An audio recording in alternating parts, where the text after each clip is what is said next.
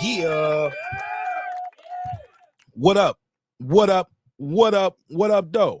These black men are not here tonight to be played with. Oh man, it's gonna be a good one, man. What's poppin'? Hold up. You're back in the lab with your favorite neighbor, your man Mark Nash.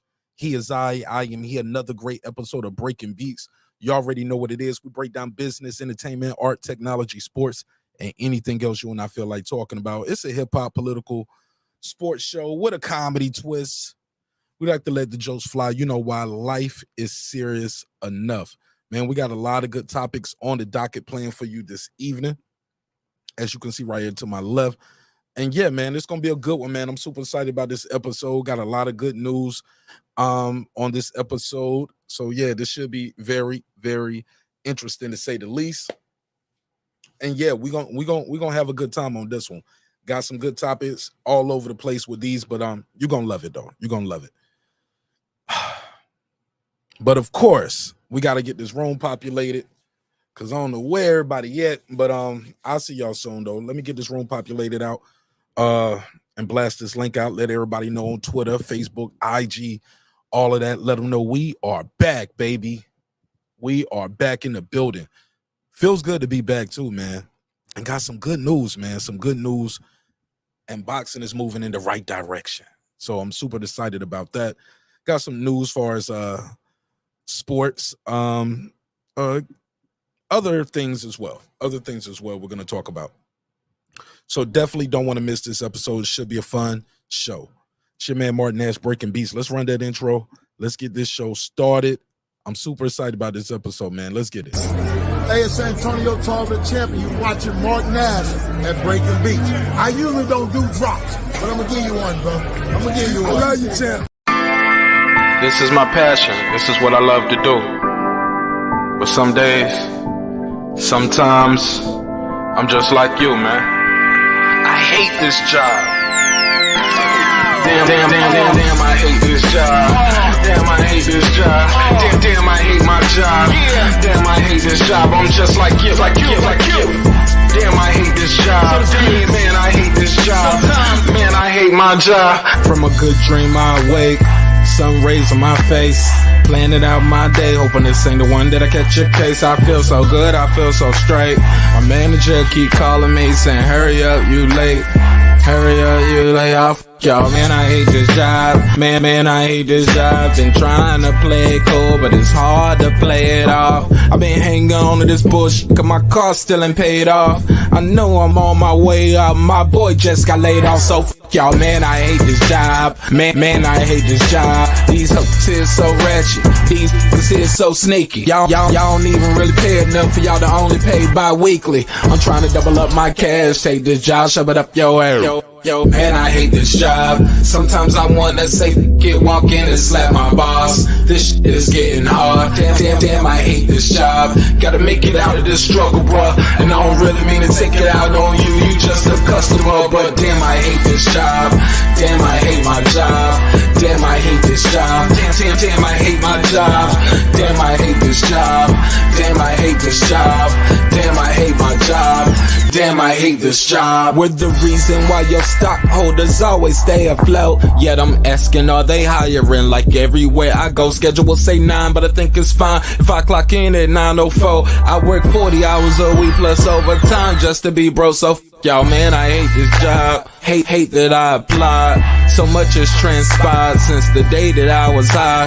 Told me I could advance, but you were telling me lies. Gotta give your notice before I quit, but you don't say shit right before I'm fired. Damn, man, I hate this job. Sometimes I wanna say, walk in and slap my boss. This shit is getting hard. Damn, I hate this job. Gotta make it out of this struggle, bruh. And I don't really mean to take it out on you. You just a customer, but damn, I hate this job. Damn, I hate my job. Damn, I hate this job. Damn, I hate my job. Damn, I hate this job. Damn, I hate this job. Damn, I hate my job. Damn, I hate this job. You and your procedures. You and your protocol. You and your policies. None of that shit don't apply to me. You and your quotas. You and your standards. You and your 2 sick days a year. Y'all niggas bananas. Wonder why the postman's posted with hammers. Going postal with Popo on camera. His wage got him enraged. Stressed out, it's hard to maintain. He flips the middle, grabs his.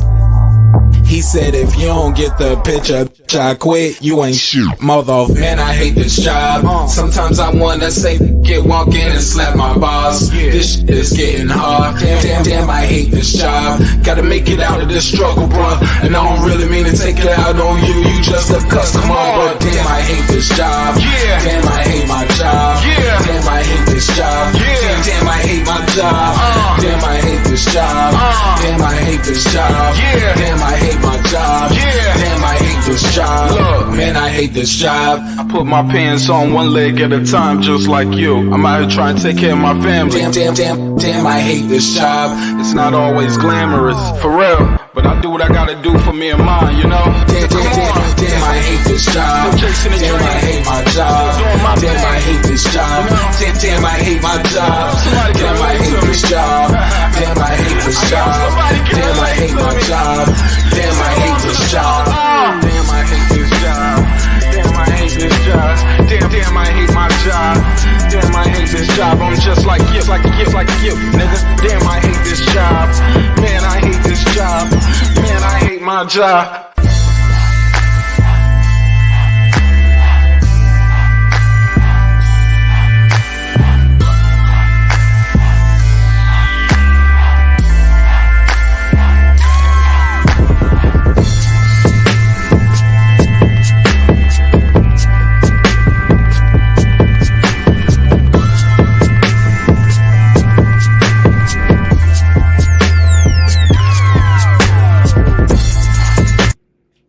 The views and opinions expressed in this program are those of the speakers, commentators, experts, and or the host.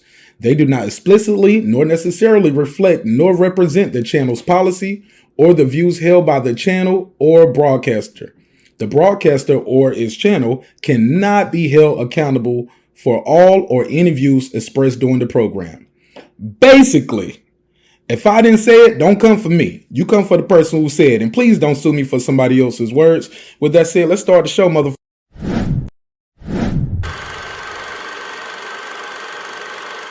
This that squad sound.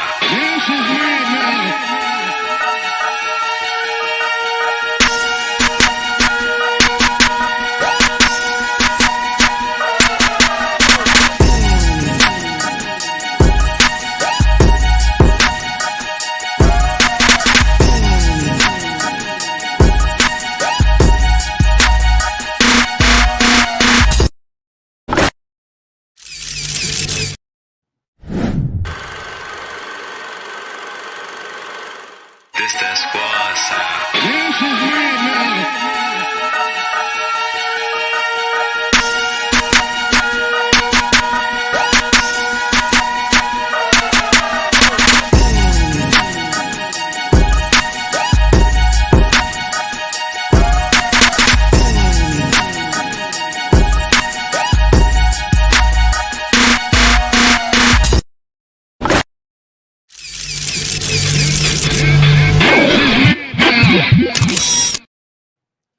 Yeah, man. What up, though? What's popping? What's happening? What's going on? You back in the lab with your favorite neighbor, your man, Mark Nash. He is I am he. Another great episode of Breaking Beats. How y'all feel? What up? What's the deal? Feels good to be back, man. Another great episode, man. You already know. Got a lot of good topics on the docket, as you can see over here to my left. We're going to have a good time on this episode. Yes. I see that, Dank Father. Congratulations on making Norman and Randall. Man, man. Congratulations to them fighters. Because, we started the conversation over here, and shout out to Quentin Randall for being bold enough to make the call out. You know, most guys would have shied away from that moment, but he actually ran to it and called that man out. And did a good job with calling him out. I saw Brian Norman Sr. at the Spence Crawford fight out in Vegas. We was backstage, and it was just real in passing real quick. And I was like, hey man, what you think about Quentin Randall calling out Junior? He was like, what you talking about? Who? Never heard of it, right? It never heard of it. And I was like, yeah, man, I did an interview with Quinn Randall. He called your son out. He was like, word? All right, send me that. So I sent it to him. Came back to Atlanta, chopped it up with him and Junior on the phone, set up the interview. They responded to it. Quentin Randall saw their response. Then he responded to their response. And then Dad pulled up on the same episode like, man, and wow, they got that fight done. And it started with a call out. So I'm going to definitely talk about that more in depth when I get to that Shakur Stevenson undercard, because I definitely want to talk about that more in depth. And yeah, congratulations to those guys for making that happen. Definitely. I'm excited about that. That Shakur Stevenson undercard just got a lot more interesting on the Thursday night, which we'll discuss as well. But without further ado, let's do this neighbors only roll call, because without the neighbors, the show would not be the show at this level. And sorry. Trying to share this real quick on Twitter. Don't know why it's not showing up right here, but we're gonna figure it out. I don't know about y'all. I'm one of those people, I forget some of my passwords, so I hate when I get logged out of certain accounts. I'm like, man, I hope I don't get logged out of there. I can't remember the password. So let me see. There we go. So let me share this on Twitter real quick. We live, join the conversation. Simple as that. And I got to put it on the community tab. All right. But other than that, man, let's start the show off, man. This should be a good one, man. But I'm super excited about that. He said, I'm giving you credit more. I appreciate that, dang father. I appreciate that. Actually, I'm going to be with Brian Norman Jr. tomorrow. I'm going to go visit their camp and might get some good sparring footage for y'all. But they invited me out to the gym tomorrow. Can't turn that down, right? So we'll go to their camp tomorrow, do an interview with them in person and chop it up with them and see how camp is going and, give you guys a glimpse at the camp life. I reached out to, we'll talk about that when we get to it. We'll talk about that. But yes, I'm excited about it.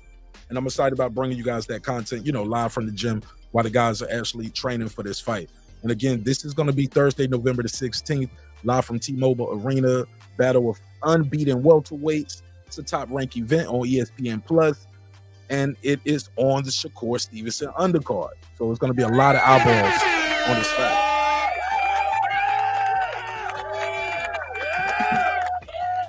Again, I could not be happier for these two gentlemen. So we'll talk about it though when we get to that topic. Let's do this neighbors only roll call and get into these topics. As you can see, it's a lot to unpack. It's a lot to unpack on this episode, but I'm super excited about it. Let's go from the top. Where we at? Please smash the like button on the way into the room. It's the easiest way to support the show, and it's free. So, wrong button. Let's get it.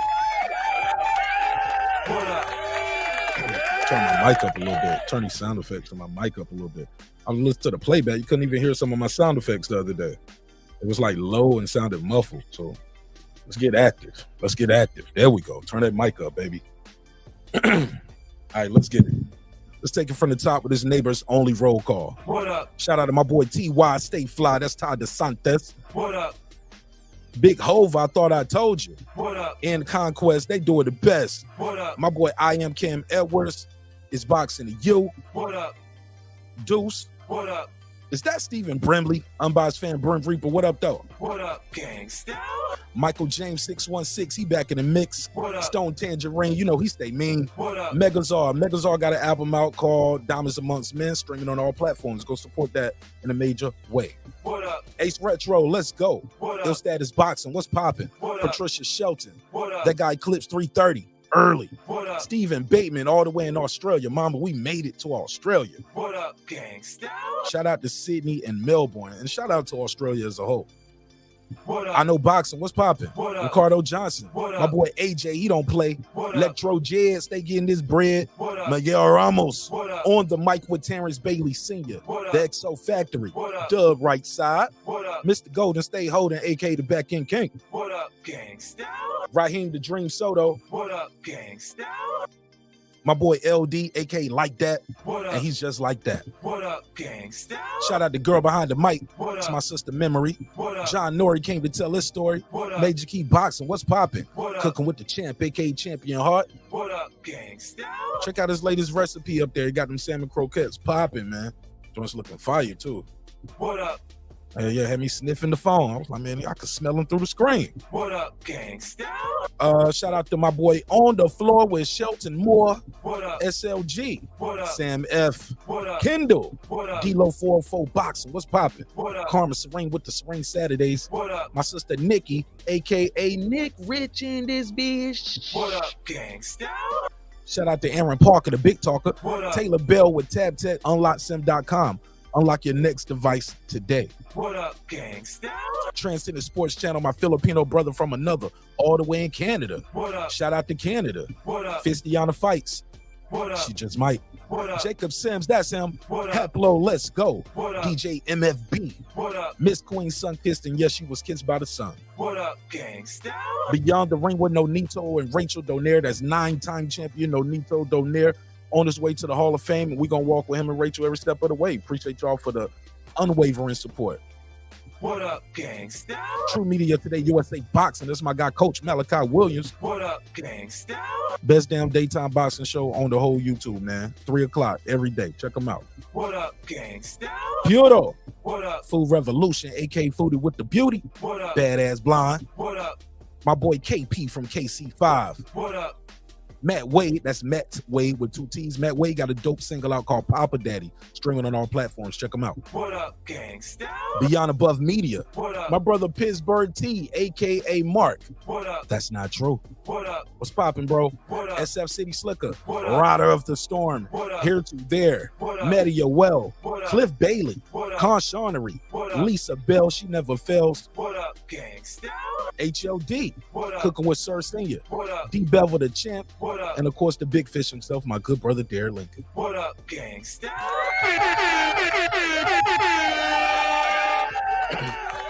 All right, we here. What's popping, man? Let's get this thing started, man. We got to get right into these topics. So, as you know, the Canelo versus Charlo final press conference went down today, and I guess we got a little bit more trash talk in here. I don't know.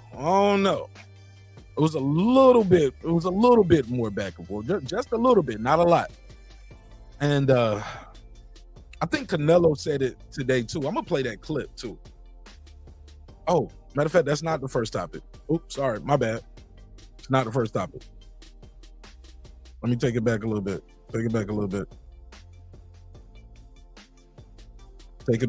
My bad. It's not the first topic. You cue it up. Sorry about that. My bad. Is this it? Nope.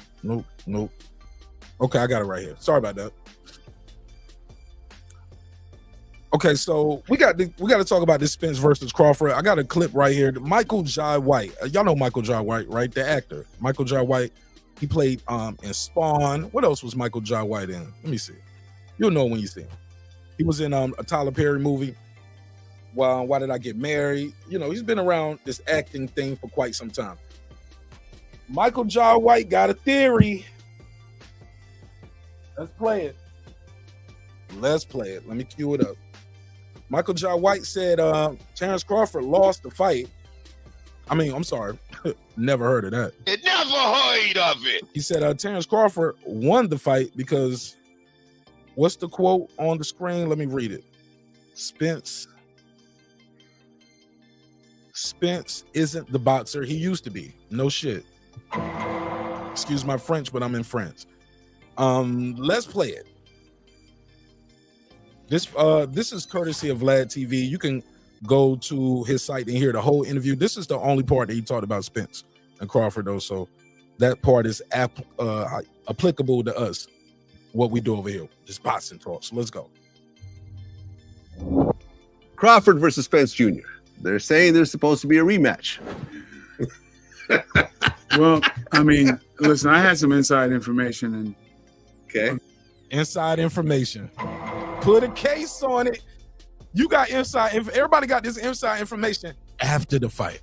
All right, but let's play it. good friend of mine who trains with Spence, and was with Spence like a month beforehand. Is pro Spence. He told me, "Nah, Mike." I was like, "What are you talking about?" He's like, "You don't have it." I was like, "What are you talking?" No, he said, Spence is not a shade of what he was. Let me rewind that a little bit. Now, he said a couple months before the fight. Let's hear that. A couple months before the fight, it got announced. So he's talking about as soon as the fight was announced, somebody was telling him this. Let's hear it again.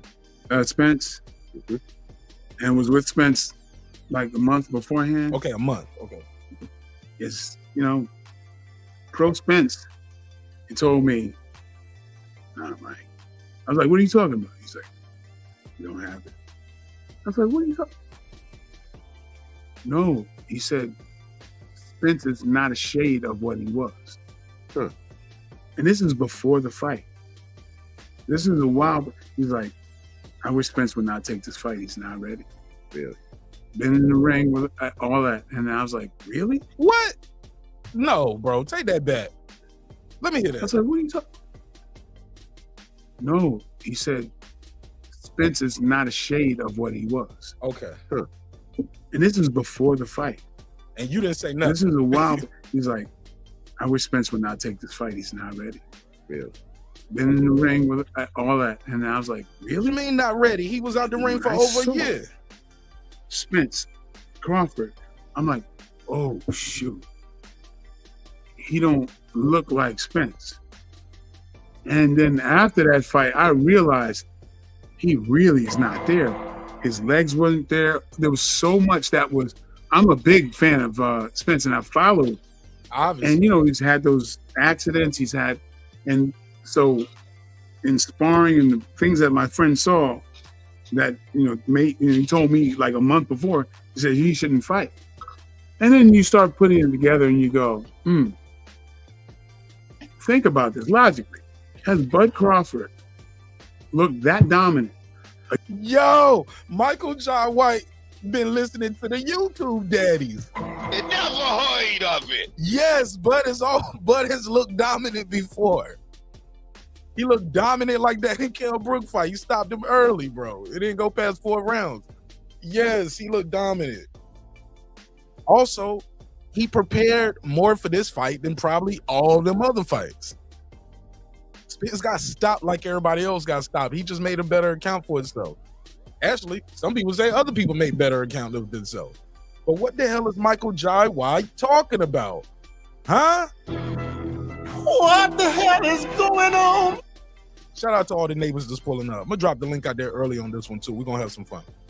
Against anybody? Yeah. Yo, Michael Jai White sound like an arrow. Can I say it? Can I say it? Hey, let me stop that shit. That's some dumb shit. Sexual. Oh, he sound like one of the aerosexuals, bro. I ain't even gonna hold you. He sound like the next thing he gonna say next is gonna be Victor Conti. He was on his snack chips. Come on, Michael Jai White. These are YouTube daddy talking points. Talking about I got a friend to talk. Man, get it. Michael Jai White said he will beat Bruce Lee up too. I don't know about that. And the things that my friend saw that, he told me like a month. They wouldn't even let you beat up Bruce Lee in a movie if y'all was in a movie together, bro. They'd be like, "Nah, nigga, you got to lose. This Bruce Lee." Before, he said he shouldn't fight. And then you start putting it together and you go, think about this logically. Has Bud Crawford looked that dominant against anybody? He looked dominant like that against Jeff Horn. He looked dominant like that against Ndongo. He looked dominant like that. Yeah, bro. He be looking dominant, bro. He took it right to this guy, though. Maybe Spence wasn't prepared for a southpaw. Like Bob Arum said. Maybe look, they know he has trouble with southpaws. Who knows? But Michael Jai White got these excuses. To do that with He's part of the Jermall family. He's part of that Jermall family. Last name Jermall, first name DeLu. Say it with me. DeLu Jermall. Errol Spence. Not to try to take things away from Crawford, because, you know, Crawford's amazing. But I think if you start putting it together and you go, well, yeah, I mean, a lot of people were trying to go like, all right, yeah, they knew Crawford was going to do that to him. I don't think anybody knew that. I don't think anybody knew that. But Spence, we got it recorded over here. A lot of people over here was saying he gonna beat him, and he gonna beat him easy. Raheem the Dream Soto said it was gonna look like Boots versus what's the last guy Boots fought? Somebody in the chat tell me real quick. What's the last guy Boots fought? Roman Villa. He said it's gonna look like Boots versus Roman Villa. He told me that right after the Boots versus Roman Villa fight. He said that's what Spence and Crawford gonna look like. Watch me. does not even seem like himself. And after that fight, it's not because of the damage. Nah, bro. Let me put these punch stats back on the screen. See, I keep shit in the tuck for people like Michael J. White. Put his face on the screen first. Yeah. But look at these punch stats. Spence threw 480. That's what Spence do. He just couldn't hit this guy. Landed 96 of 480 punches. He couldn't hit the guy. He was throwing. Look at the jabs. He threw more jabs, threw more power shots, threw more punches total. Even landed more body shots. Look at that. Double Crawford in the over double, right? 37. And body shots landed. He was Spence. But Crawford was Crawford. He was economical. He had that precision, punch placement. He was faster, stronger, quicker, better inside fighter, better outside fighter, better counter puncher, led better. He was the better southpaw. Had the better ring entrance, better outfit. I mean, he was better, bro. Like he said before the fight, Errol Spence don't do nothing better than me. Like, this nigga outfits ain't even better. His ring walk ain't better. Come on, bro. Crawford flipped the coin better. But Spence does not even seem like himself. And after that fight, it's not because of the damage he took during the fight. There is a difference, a big difference. Again, it sounds like I'm taking away stuff from Bud Crawford. You are, bro. But so be it. I believe Spence, and I believe my friend. Yeah. That something is quite different. Nobody's seen. I mean, you know, nobody's seen Spence like that, even as they first started fighting. On June 20th, but he never fought Terence Bud Crawford, and that's what we've been saying the whole time. You never fought Crawford, bro. That's all that was. Nah, he had the better. Nah. He had the better ring. He had the better ring outfit with the fish. With the fish. I hate to say fishnets. The tackle rope, whatever it's called. Give me another name for it other than fishnets. It's called something else. Not Oscar De La Hoya fishnets. Come on now, stop it. Never heard of it. He got style in that ring, though. Slab. He got style in that ring. So let me get the last topic or the last one on this one. Was Mike Tyson saying Errol should not do the rematch yet with Crawford? Let me find the clip. Here we go. My bad, y'all can't hear it. I'm plugging in over here. Mike Tyson is talking about Spence should not take the fight with Crawford, and he says he lost worse to Buster Douglas than Spence lost to Crawford. I disagree with that because he at least dropped Buster Douglas, right? Some people thought he won and it was a long count. Spence didn't do none of that. So I guess Mike is just trying to be nice to Errol Spence, but Sorry, Mike. You did better against Buster Douglas than Spence did against Crawford. But he's the world champion. He's the Hall of Famer. Let's let him speak for itself. Let's play this clip, and then we'll go to the next topic. And I'll open the panel up after that. Members only panel. That's after you lost. But other fighters today, this is how contracts are: 1 draw, 2 draws, you're fired. 2 losses, you're fired. Am I right? Like that. Yep, it's like that. I come from a world where fighters that lose and come back and win. It should be like that. Look at Earl Spence and Crawford. Earl lost. Maybe the rematch you win. You don't know. Listen. Oh my God, Ellie. Ellie mad because Crawford chewed him out at that press conference, and I was right beside Ellie when he did that too. Actually, I'm on his live stream because we all walked together from there to the next spot, and he had somebody holding his live on his phone. And, you know, I started talking to his audience. But I was like, shit, Ellie did the right thing by staying quiet. Because they was like, Ellie should have said something. I'm like, man, what Ellie going to say? It's not his moment. It's Crawford's moment. And plus, Ellie knew what he was doing. You was hating on that man. Come on, bro. I get it. You had the access to Spence. But you let that access cloud your judgment. But whatever. Let's play it.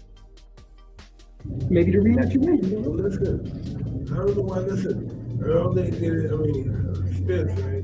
Earl didn't get his ass kicked worse than I did with Buster. Look at me, I came back. He didn't even know his name. Earl Spence, right? Mike didn't even know the nigga name. Mike high as hell right now. He's talking about he didn't lose worse. Come on, man. Who lost worse?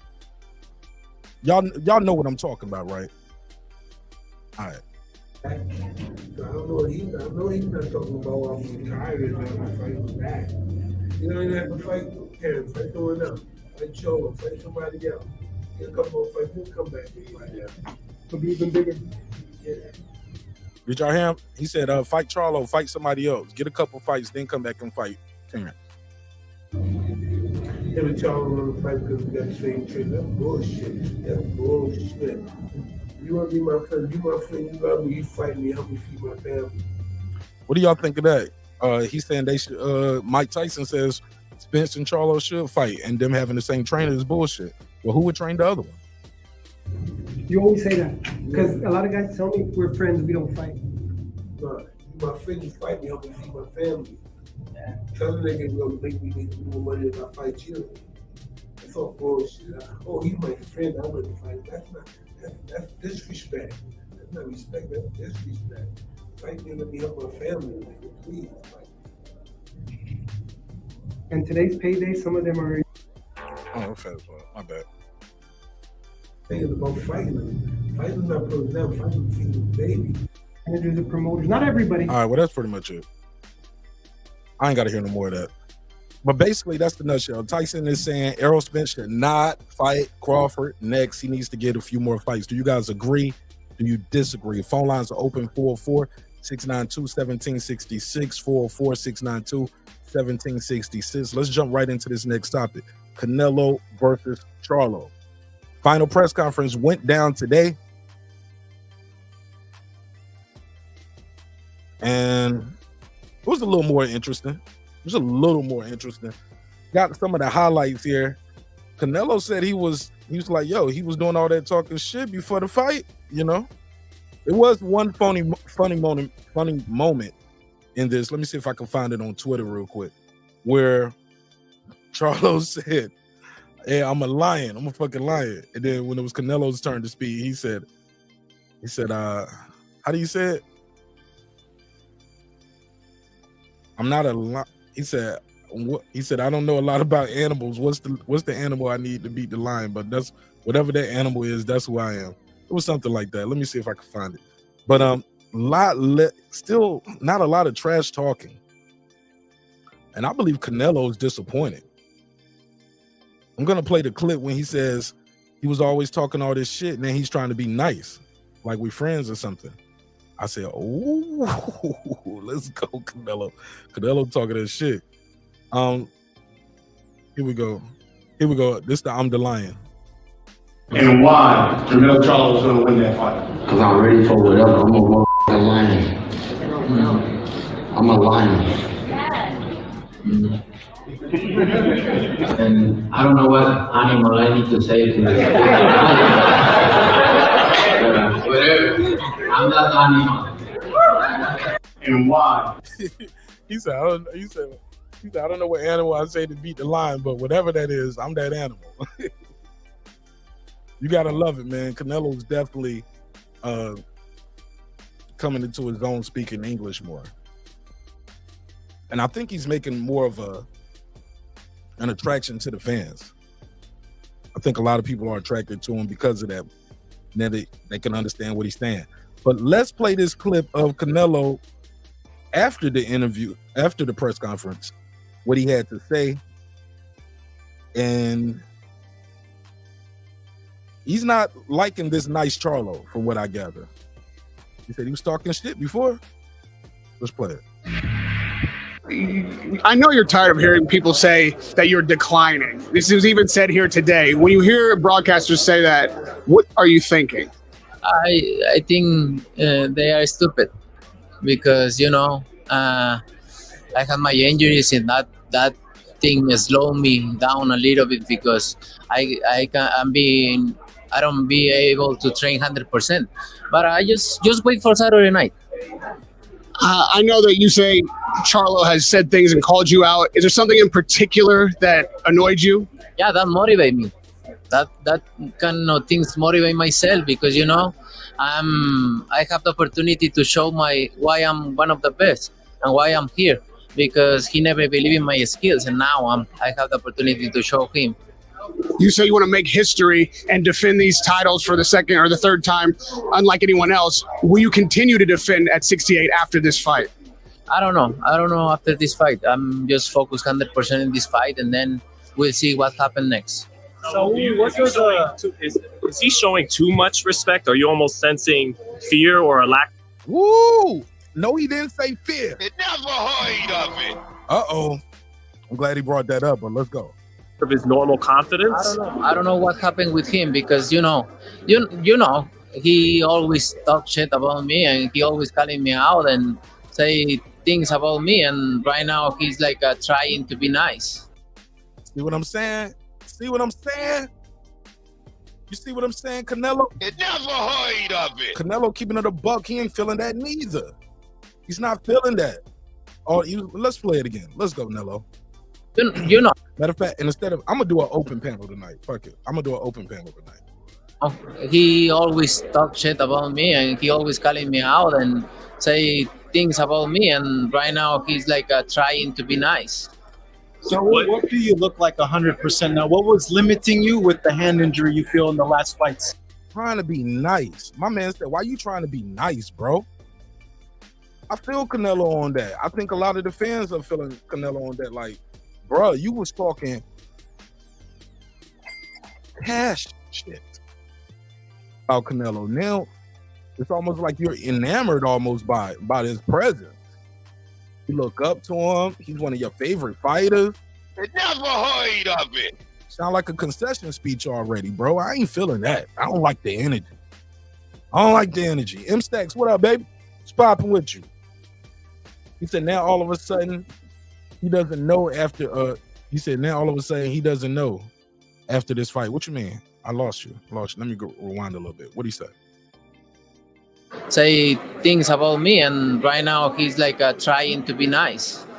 So what do you look like 100% now? What was limiting you with the hand injury you feel in the last fights? Everything. I can do pads with Eddie, or I can work with Eddie with my injury, because you know you need to fucking work in the pads, in the shield. I don't know, yeah, everything. Body shield. Yeah, and the body shields and hit strong, no, and I don't be able to do that in since the fight with the Caleb Plant. So, but the fight with the Caleb Plant, I coming with all 3 fights in a good condition, so I'm good with that. But then I start feeling my injuries so bad. But right now I feel great. So do you just say that the conditioning was affected the most by the injury, the hand injury? Yeah. Yeah, because I don't able to train 100%. That's why you don't get condition. Right. If you don't train 100%, you don't get that condition you A lot of need. people have said like, oh, you're getting tired when you weren't getting You will tired. see Saturday night. Yeah. He said, I don't want to hear all that shit, man. You gonna see Saturday. I'll beat this boy up, man. Canelo, when you fought guys, tú decías que vamos a ver un Canelo diferente. Tú lo hablabas un poquito en inglés. Por lo mismo, por lo que he tenido la oportunidad de entrenar al 100%, de que tengo la confianza de que puedo tirar mi mano al 100%, eso, la confianza es lo de todo en un peleador y la traigo. Y eso tiene que ver con lo del Tajo, ¿no? Sí, también. Me sentí muy bien que me fui un mes a Guadalajara antes de la pelea, en la altura a entrenar, me sentí muy bien, mi cuerpo se sintió muy bien y por eso decidimos irnos a Leita. Santa Fe, más relajado, más contento. Sí, estoy. Ya es al 100% el sábado en el caminado al cuadrilátero. Just watch, and he's gonna feel. Because it might look like now, Saul, that you're 100%. Do you feel you end up finishing him, and we see a vintage performance from you? You know, all the fighters train for the knockout. Yo, and look, listen close, because at the end of this shit, he tells you the game plan. He's trying to stop Charlo to the body, yo. He says it's gonna be a lot of body shots. Listen to this. Say no is a liar, you know. Sometimes don't come, and you need to prepare for the 12 rounds, but you prepare yourself for a knockout. Which leads me to my topic of tonight. Does Canelo or Charlo need a KO? Let's get to it. I'm gonna try this Saturday. Because Charlo's coming up 2 weight divisions and he's had 16 months out of the ring, do you need a knockout really to prove? I don't mean I need to knock out him because he's a great fighter. I respect. Yeah, he's a great fighter, but he's coming up 2 divisions and he's at 16 months, 16 days out the ring, 504 days, coming off an injury, 2 divisions up. Does Canelo need to stop this guy to make a statement and let boxing know he's still pound for pound #1? Does Charlo need a knockout just to win the fight? Like, they're not going to give you the fight on points. You're going to have to stop this guy. He's skilled. He's a great fighter. I don't need the knockout, but I need to win very hard. Are you concerned? I need to win very hard. I want to say he means convincingly. All right. 44692-1766, 44692-1766. Call in and voice your opinion. We'll pin the link at the top so I don't have to drop the link all night. If you want to join the conversation, you're more than welcome. You won't get the credit for beating him if you don't beat him by not. I don't get credit with anything. What do you mean? With the guys don't believe in me. They always talk shit about me. I don't get credit from them. Why do you think that? Ooh, I like Canelo. I like this Canelo talking that shit. 410, you got the flow. Tell them your name, where you from. What's up, Mark? What's Jerry up? from Baltimore. What's up, Jerry from Baltimore? Talk to me. Highlands.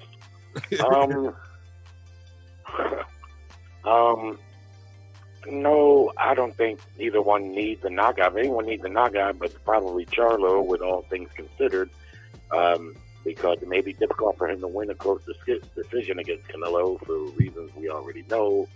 But Canelo knocking him out is not gonna make him #1 pound for pound anyway because of the weight jump. So I don't see where either one needs a knockout. But I'll also add this: I like Charlo's approach. I know I told you before. I don't think he needs to get himself emotionally invested in this fight. And when you do that, you're wasting energy. And he needs to just forget about Canelo, who Canelo is, and what he represents, and whatever shit that was talked in the past. He just needs to put all that to the side because that's energy well wasted, And I'm pretty sure because Charlo in the past has done that, and I think it's worked for him at times, but it feels to me like someone close to him has told him just that. Do not waste your energy on emotion. That's going to get you in trouble in this fight. Use your skill and your athleticism and leave the emotion out of it. But having said that, even though you see a slight change in his demeanor, I just seen a thing with him a couple weeks or days ago where he's saying he's going to knock Canelo out. So it's not like he's just over there kissing his ass day and night. But, I'm looking forward to the fight. I just don't know if I'm buying the fucking fight. I got some other things going on this weekend, and $100. Yeah, man. Do you got cable? You got cable because the good thing is if you got cable, you don't have to pay it until next month. usually you buy a pay-per-view, you don't on cable, you order it and you pay next month when you pay your bill. Yeah, I know that, Mark. But he said, I ain't gonna have it next month either. It's October. Got to get ready for Thanksgiving and Christmas. Hey, next month I gotta buy a heating oil. It's stupid expensive. I don't mean to cry to poor man. That has got a lot of bills, man. Lots of money going out every month. But nonetheless, the thing is, man, I've been hearing today that Showtime is fixing to get out of boxing, man.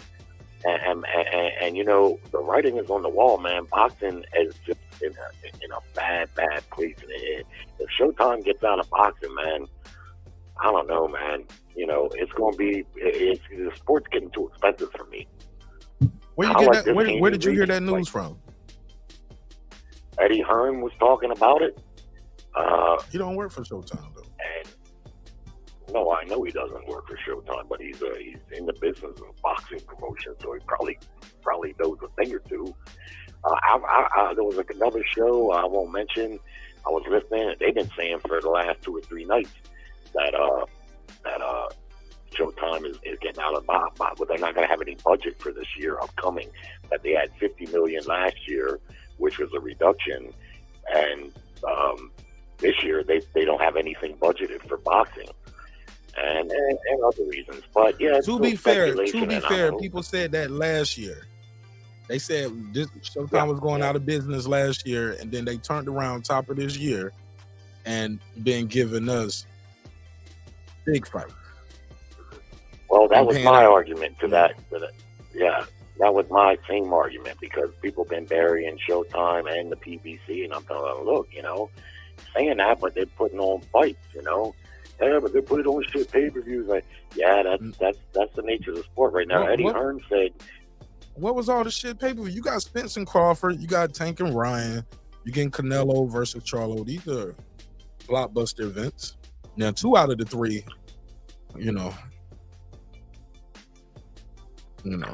probably could have been Wilder Helenius. That was last year. I'm not sure, Wilder Helenius was last year, 2022. Right. Well, you did get that one fight. You did get that Tank. It's not me saying this because I don't know, but there's been strong rumors, and oftentimes where there's smoke, there's fire. We already seen HBO, who was the gold standard. We already seen them fold up camp now. It's been a minute now. Yeah. And just looking at the landscape of boxing, and and they asked him why is this Regis and Devin Haney fight pay-per-view, and he said because the fighters want a lot of money, and the only way they can see fit for them to get the money is to make it pay-per-view.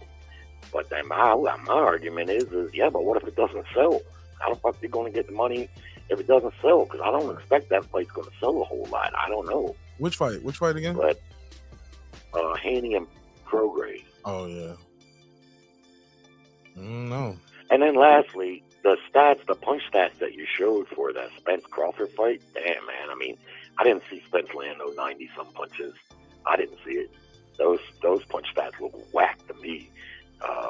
90 throughout 9 rounds, 96 punches. That's not a lot though. That's a very low number. Almost 10 punches or almost 10 punches around. I didn't see that. It's about one. No, it's about 10. They might count a little jabs. He landed some shots, especially when he got in on Crawford. He would land some body shots. He landed 37 to 18 body shots. Well, I agree with White. I never seen Bud look that dominant, and I never seen Spence look that bad. And as far as the rematch is concerned, let's just get it over with, because I don't think there's going to be any difference in that, and it may even be worse.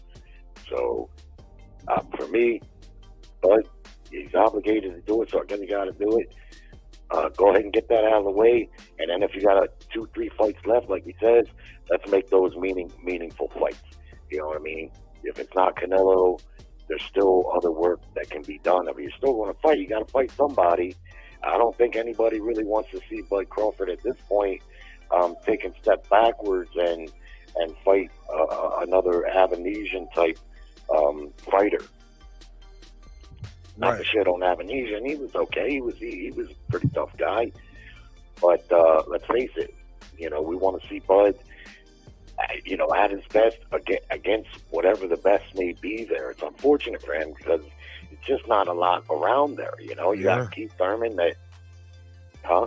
Now I say, yeah, you're right. There's not a lot around. Yeah.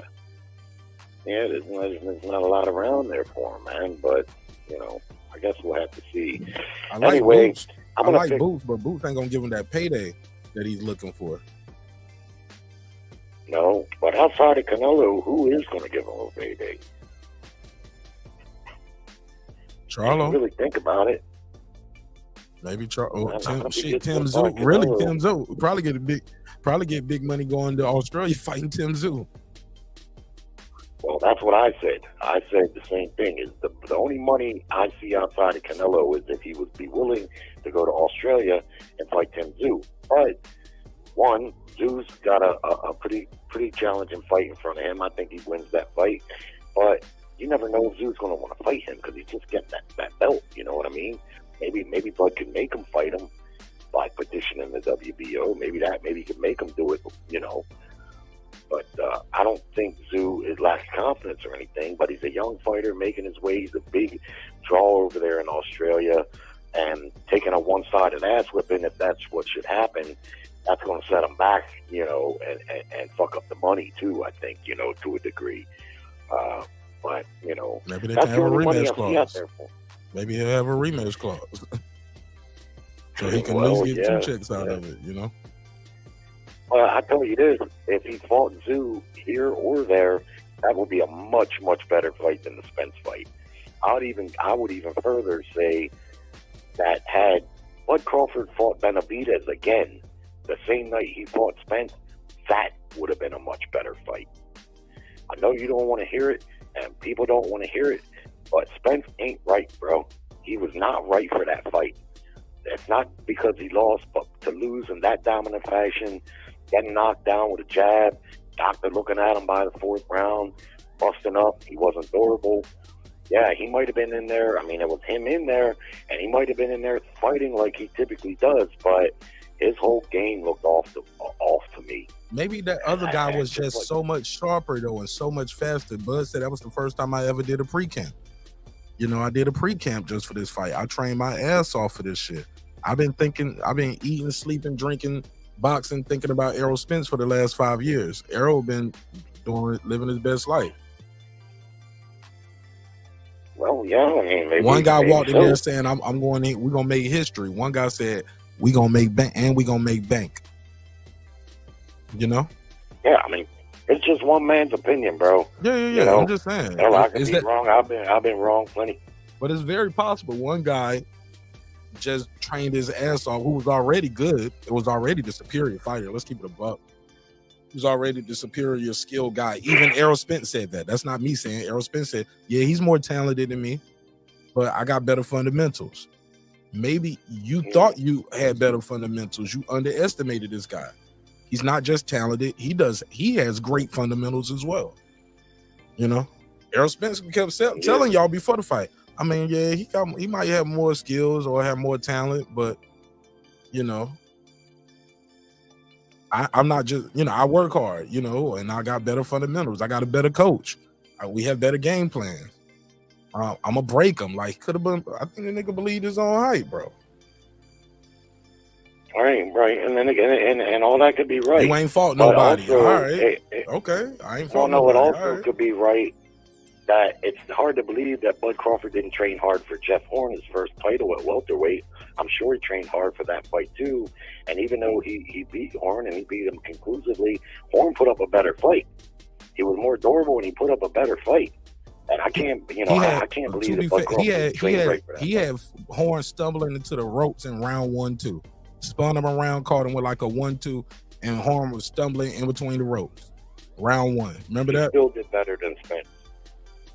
He still did better than Spence did, and he's never been regarded as a fighter on Spence's level. Also, too, in that fight, too, I believe Crawford was more cautious in that as he was moving up. I think in these last few fights, he's been more aggressive, taking more chances, Yeah, I'll go along with that. Definitely been more aggressive. Like, I think he said it best. He was like, I'm meaner at 140. I've been meaner,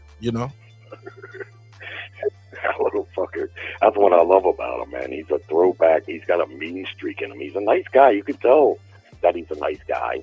But, man, if you get under his skin, that's a bad place to be. You know what I mean? And he's a stealth kind of guy, kind of like Mayweather used to be. Because if you notice, Mayweather wouldn't get too emotionally involved in the fight. Shane Mosley got under his skin a little bit, jumping in on his interview that time, and he was a little bothered with Shane. But in the ring, you never seen that. And it's the same thing with Bud Crawford. If you talk shit to him, he's like, all right, he kind of puts it in his back pocket until, you know, he gets you in the ring. And even then, it's not like he relinquishes his fundamentals or his skills and lets his emotion take over. No, he still does the job like an operator. Yeah. And then, you know, but then when he gets you, man. And the other thing about Bud Crawford, I think his most underrated quality is the guy, his punches seem to affect these fighters. I mean, he can be fighting a guy for 6, 7, 8 rounds, landing shots, and everything, you know, the fighter's taking him okay, you know. But then out of nowhere, boom, man, he just catches them and he hurts them bad. I haven't seen a lot of one punch KOs because he changes the speed on those punches throughout the fight. When I was watching him fight Spence, I was sitting beside Sugar Hill, and that's what he kept saying as we was watching the fight. He was like, "Watch this, touch, bang, bang, touch, pow, touch, bang." You know, he just keep touching you, and then because it's the shock of the punch. You don't get used to the power. You know what I'm saying? Some guys get used to the speed and the power and the trajectory of the shot. Another thing, too, he throws them at looping shots. You might get caught behind the ear with some shit. You know what I'm saying? You don't plan for that when you sparring. You know what I mean? That's good shit. You might get caught with a little bit of elbow in that motherfucker, too. Bam. You know what I'm saying? That motherfucker, he mean, bro. Yeah, he's mean. And that change in the punch velocity, that's almost a art in boxing. And it used to be that fighters kind of knew that. Ray Leonard was a master at doing that. You know, Ray had good power at every weight that he fought at, but he wouldn't unload. See, that's one problem with Charlo that I see. Charlo oftentimes loads up too much. He tries to score like highlight reel KOs and stuff like that. That's not going to be a good game plan for him. Canelo's been guilty of that lately himself since he knocked Kovalev out. He's relying way too much on his power, which could be a downfall for him if Charlo can take those shots. But Charlo's got to follow some very fundamental rules of boxing to have a chance in this fight. He needs to start with speed and end with power. Don't try to be pot-shotting big shots like that. It's not going to work. You're going to get countered, and it's likely not going to, knock Canelo out. Yeah, but you got to get his respect early, though. With power. But you got to get some respect. Well, early, yeah, though. I mean, of course you're going to want to do that, but the best way to do that, in my estimation, is to start with the speed, straight punches, just like Crawford said. Crawford's a genius. If you look at when Canelo's been most bothered, he's bothered by straight punches. Not that they're hurting them, it's just his defense will hold up for a little bit, but then he starts getting called with them. And that's what Bivol was doing. He wasn't really hurting them. He was just throwing straight punches right down the pike. And if you're a little bit taller, like Charlo is, that gives you an opportunity to do that if you got good athleticism, which he does. You see what I mean? Right. So start with speed, end with power, and keep the emotion out of it, and box when Canelo wants to fight, and fight when he wants to box. There you go. Fundamental, stuff. All right, brother.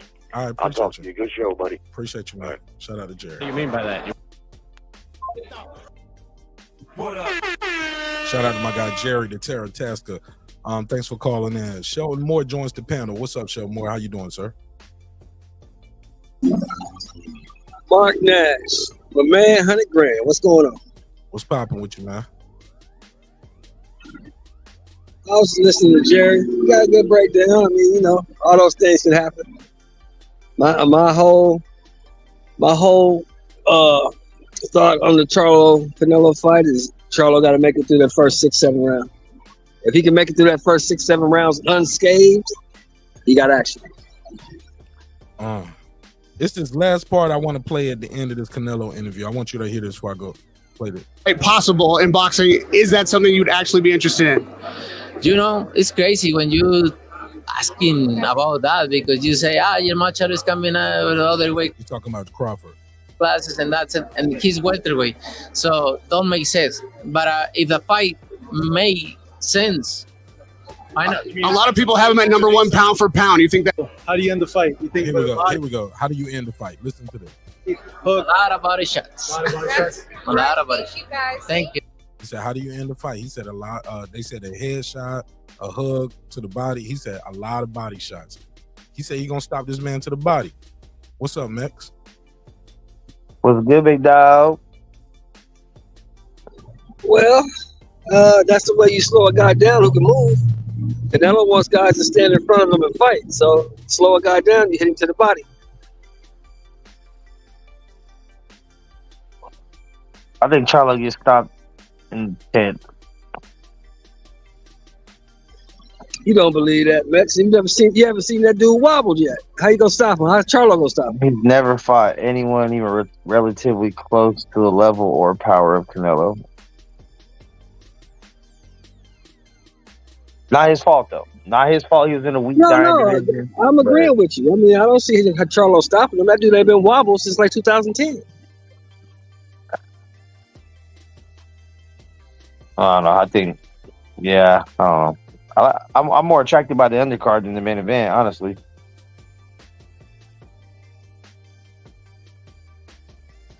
But it's neither here nor there. I'll be at work watching it on my phone.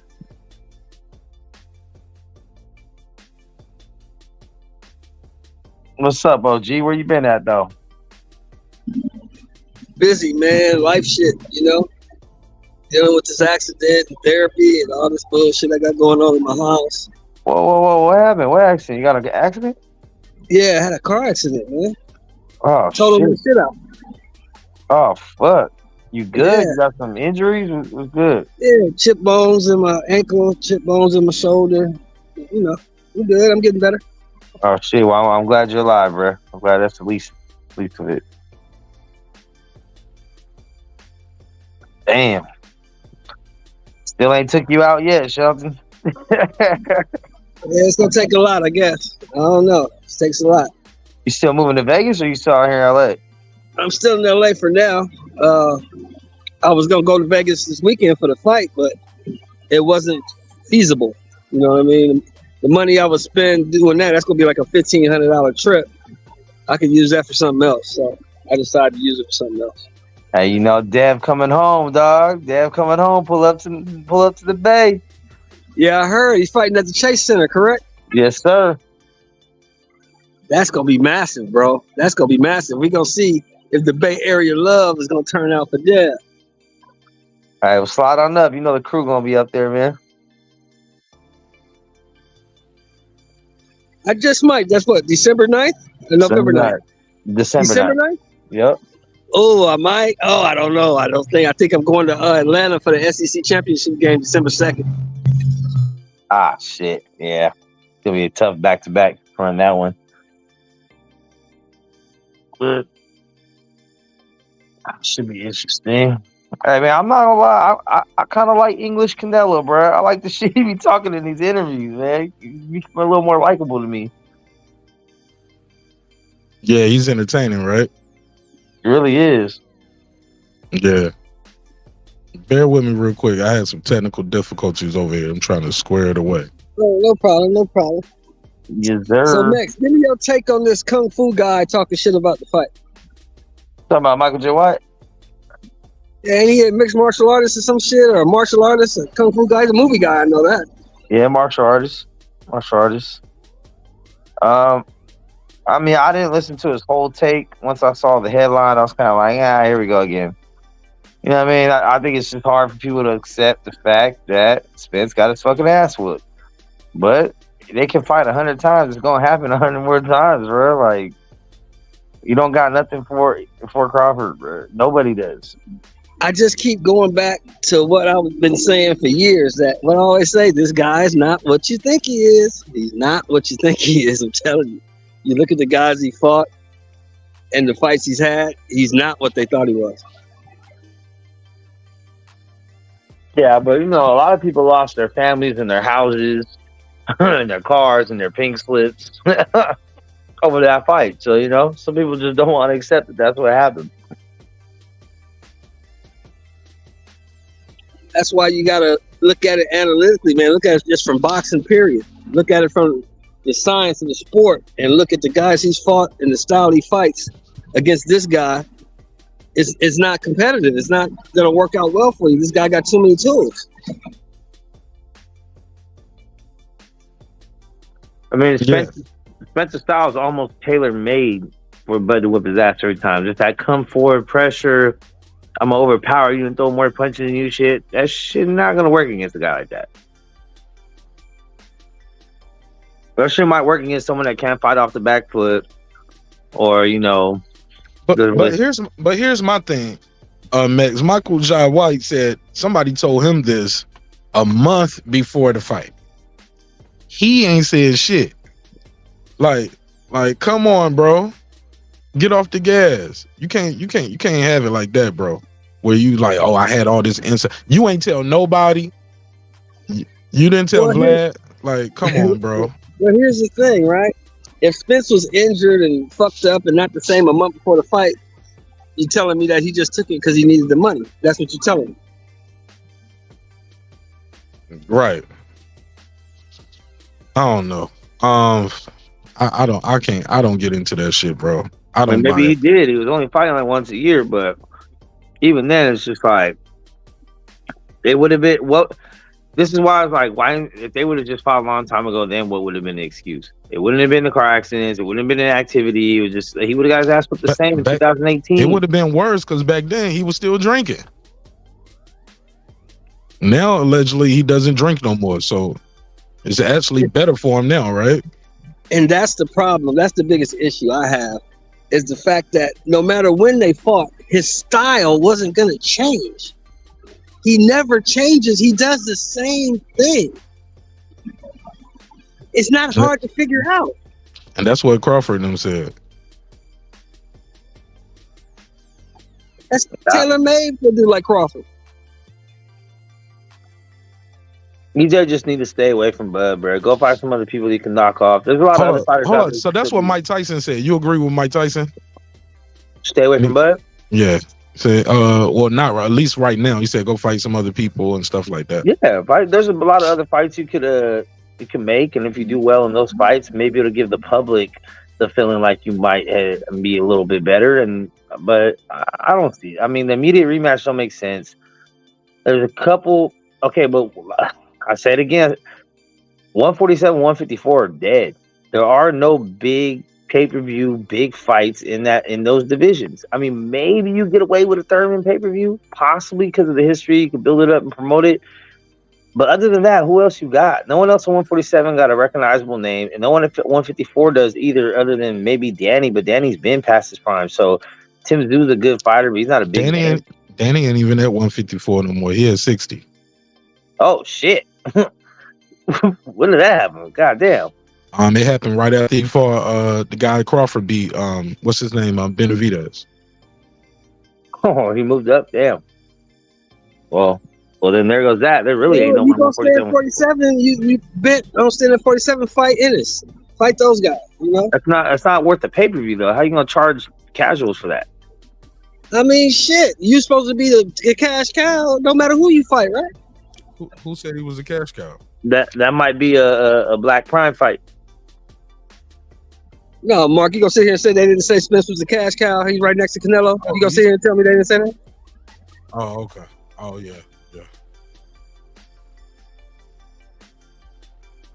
I thought you was talking about people saying. I thought you was. No, I'm saying so. If you are who they say you are, it shouldn't matter who you fight. I thought Mex was talking about Crawford, and I was like, nobody considered Crawford a quote unquote cash cow. Might be the best fighter, but I mean, yeah, they're both kind of in the same situation. They both don't really have another big name to put on a big pay-per-view fight. I mean, whatever fight they put on is going to be less than the one they just did, but nobody's really established themselves at 47 or 54 to be a star yet. Or, I mean, Boots, you could say, is like a upcoming prospect that has good talent, but he hasn't sold out nothing. The one thing he headlined did I mean, he's not doing hella interviews where everyone knows him. He's not on these shows. He's not on, I'm outdated, but he's not on the 106 Parks and Good Morning Americas. I don't know what the shows are now. So, but no one's even making those media tours anymore. If anything, they're doing a YouTube media tour and they're good off that. and that's at best. He's not. I mean, I don't know if Boots has even been on the Breakfast Club. So, you know, he's. I think that Tim Tszyu fight. I think that Tim Tszyu fight in Australia is huge, though. I think that's a huge fight In Australia, but then it's like, why would Tim Tszyu get the home field advantage in Australia if Crawford or Spence is a bigger name? That's where the money is. They coming to see Tim Tszyu. Yep. Well, Crawford told you it's about the bag, so if it's about the bag, that's where the bag is. You get a bigger bag over there, you will over here. I think so. Yeah, for sure. They'll fill up the stadium over there. But, I mean, Crawford's just a victim of a whole generation ducking him until they got too old where the fights don't even make sense now. 5 years ago, he could have fought that whole PBC roster and made pay-per-view after pay-per-view. Thurman, Garcia, Porter, and then finished with Spence. He could have did that by 2019 before COVID. But now they're all outdated. They're older. They're past their prime. They're not in the same weight division. It's obvious who's going to win the fight going into it. It's not the same allure to it. There's not really anyone else to challenge him. Especially after he looked in that last fight. What's up, bro? Especially. Right. And that's why he has to move up 25 weight classes to find competition, bro. Like crazy. Right. But yeah, people don't see him winning. Let's go into this next one though. I do gonna get your take on this one. I'll keep this shit moving right along. Shakur Stevenson has the fight coming up. It's gonna be on a Thursday. Sheldon Moore, you was talking to me about that. How do you guys feel about boxing being on a Thursday? Don't matter if it's on a Tuesday or Wednesday or Thursday. If it's a good fight, people gonna watch it. Okay, this is gonna be on ESPN Plus. My bad. I'm over here multitasking. This is gonna be on ESPN Plus, and we got some word on the undercard. Wow, we made it happen over here on this show. That's not me saying it. That's what the trainer / father and the fighter told me today when they hit me up and said, Mark, thank you, bro, for making this fight happen. Helping put this shit together. Wow. If you're just tuning in and you don't know what we're talking about, the undercard is going to have none other than Brian Norman Jr. Unbeaten welterweight, 24-0. And he can crack, man. Got 19 KOs. Quentin Randall, 13-0 as well. 3 knockouts. But he's fought some tough guys, man. He don't be fighting guys with losing records. So this fight is going down, and it's going to be on the Shakur Stevenson undercard. Battle of the undefeated welterweights, top-ranked ESPN Plus, November the 16th on a Thursday. Super excited about this fight being on this card. I'm glad that shit, man. They made that shit happen, man. What you think of that? I like it. It started on this show with a Quentin Randall interview. He called him out, and next thing you know, I see his dad in Vegas. His dad says, I said, hey, man, what you think about Quentin Randall calling your son out? He was like, bro, I never heard of it. I said, all right, I'm going to send you the interview. Get back to Atlanta. It never heard of it. I sent him the interview.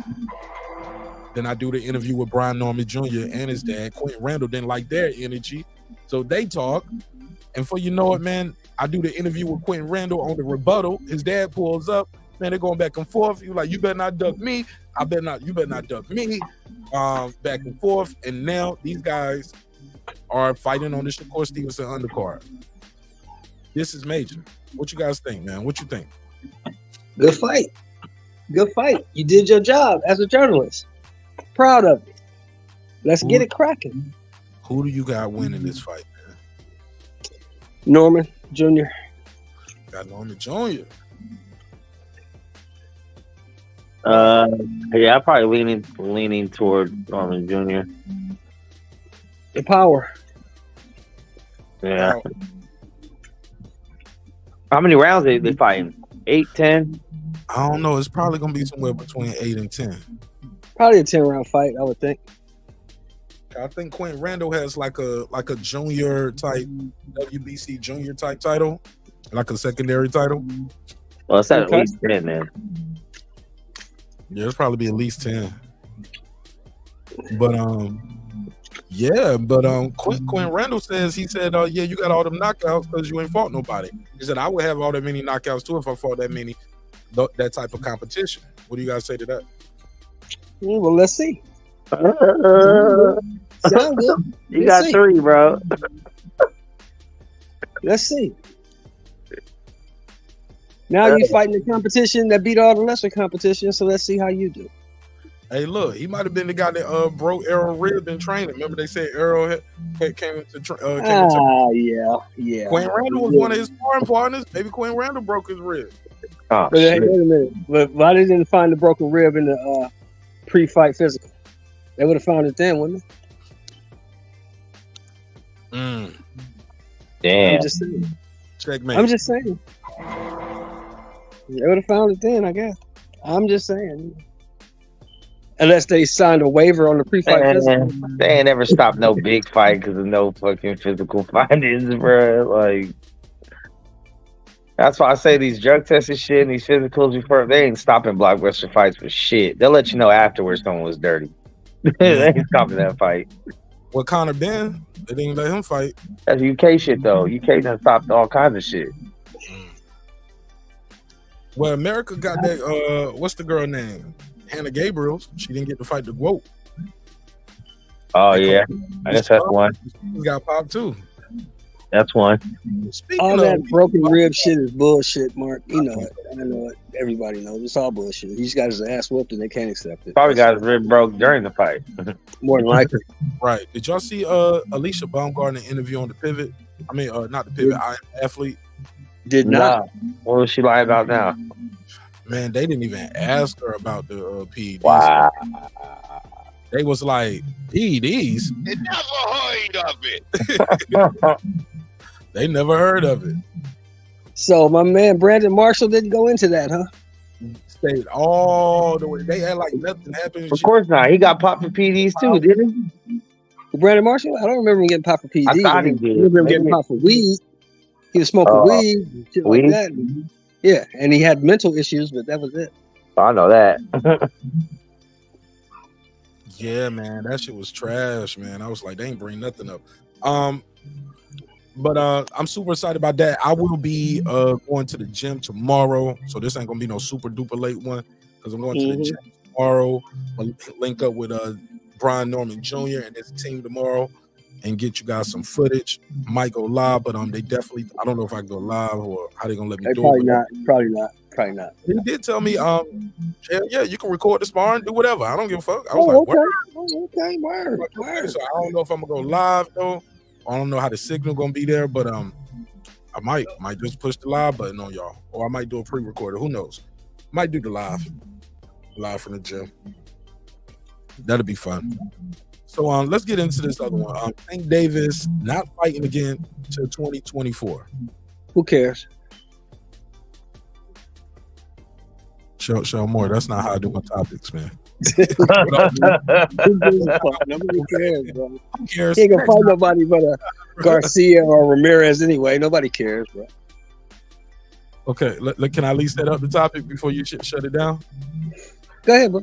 Yeah. So Gervonta Tank Davis put out a tweet. He put out a tweet on Twitter, now known as X, and he basically said, let me go to it. The exact post said, I hear that whomping again, Sheldon. Can you mute that for me? He says, let me do I'm getting my personal life together. I'll see y'all top of the year. Quote, end quote. This was September the 26th. How do you guys feel about, well, I already heard what you said, Shell Moore. Mex. Okay, Mex left. Shell Moore. Tank Davis is gone for the rest of the year. He did give us 2 fights this year.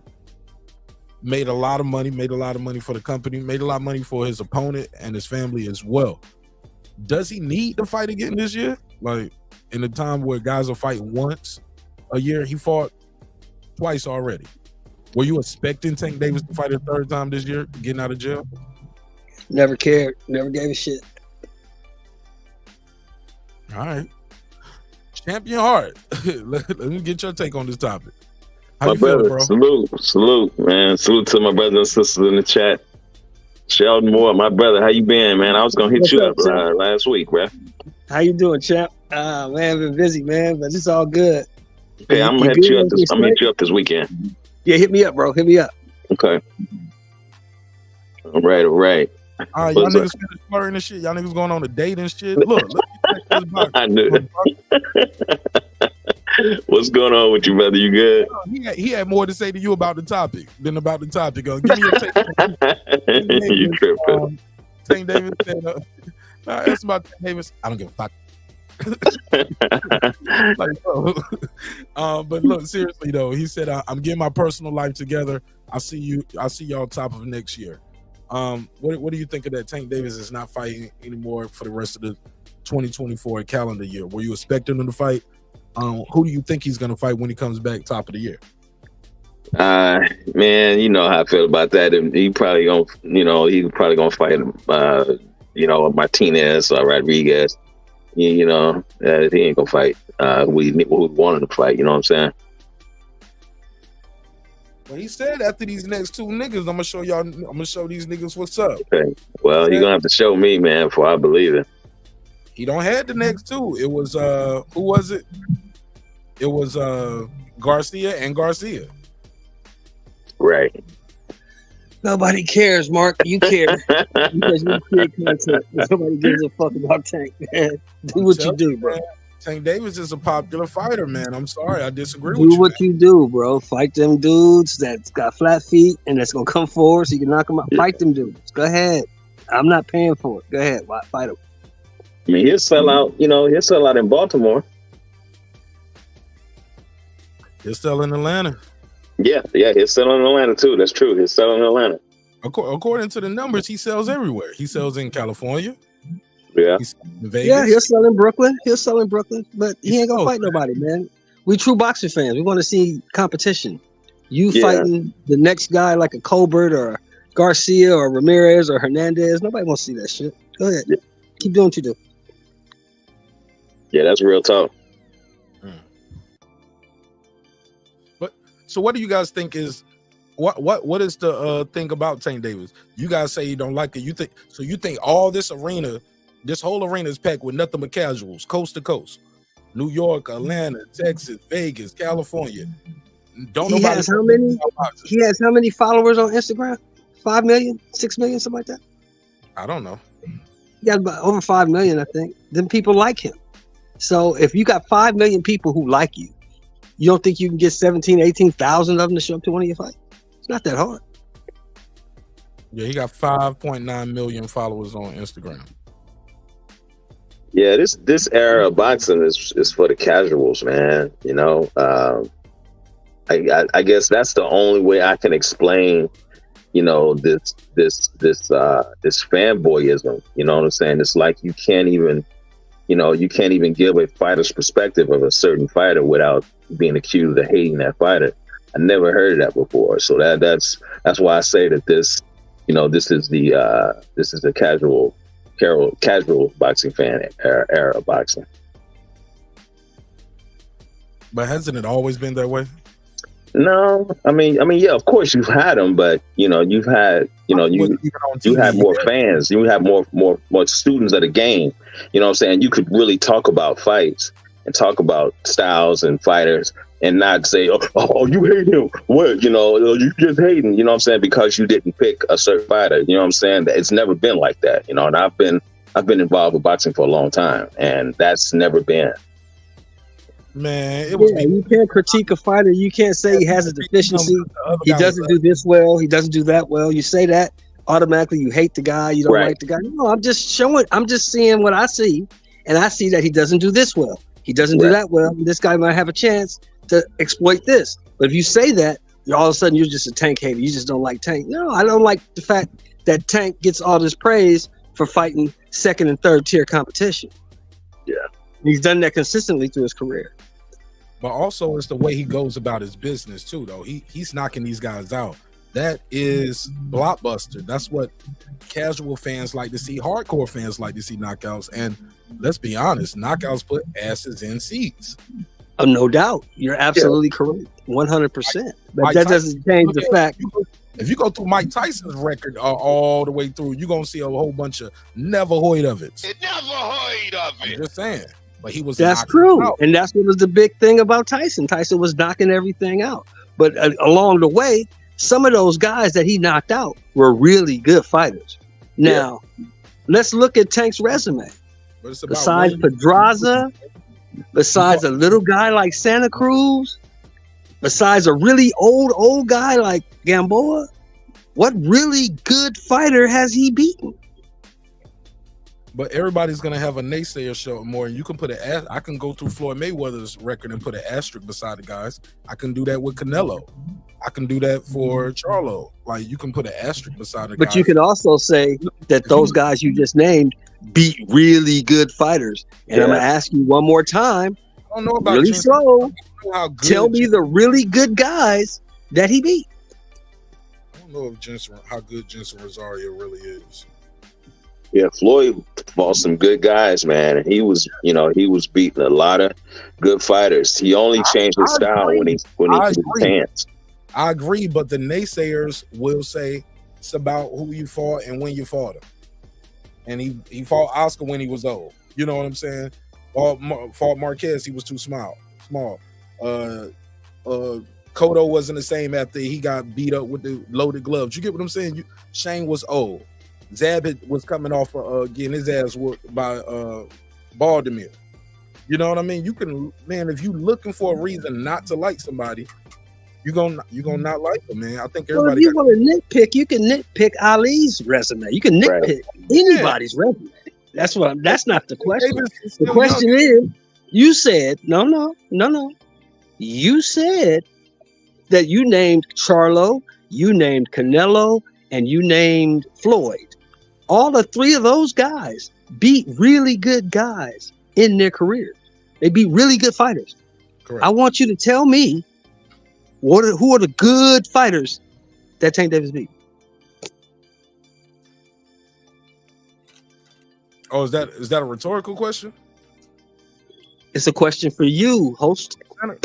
Barrios was good. Santa Cruz was good. Don't forget Gamboa. He's pretty good.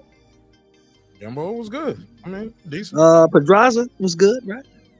He was a champ. That's 4 guys out of how many? I don't know. How many he got? How many fights? Almost 30 fights. He almost got 30 fights. Yeah. I mean, but his career is not over yet, though, is it? Like, excuse me. Like my man Champ said. If you are who you say you are, show me. There's some guys down there at 35 that could prove it to me. Right. Haney. Fucking what's the other guy? Shakur Stevenson. Fight those guys. Yeah. Beat those guys.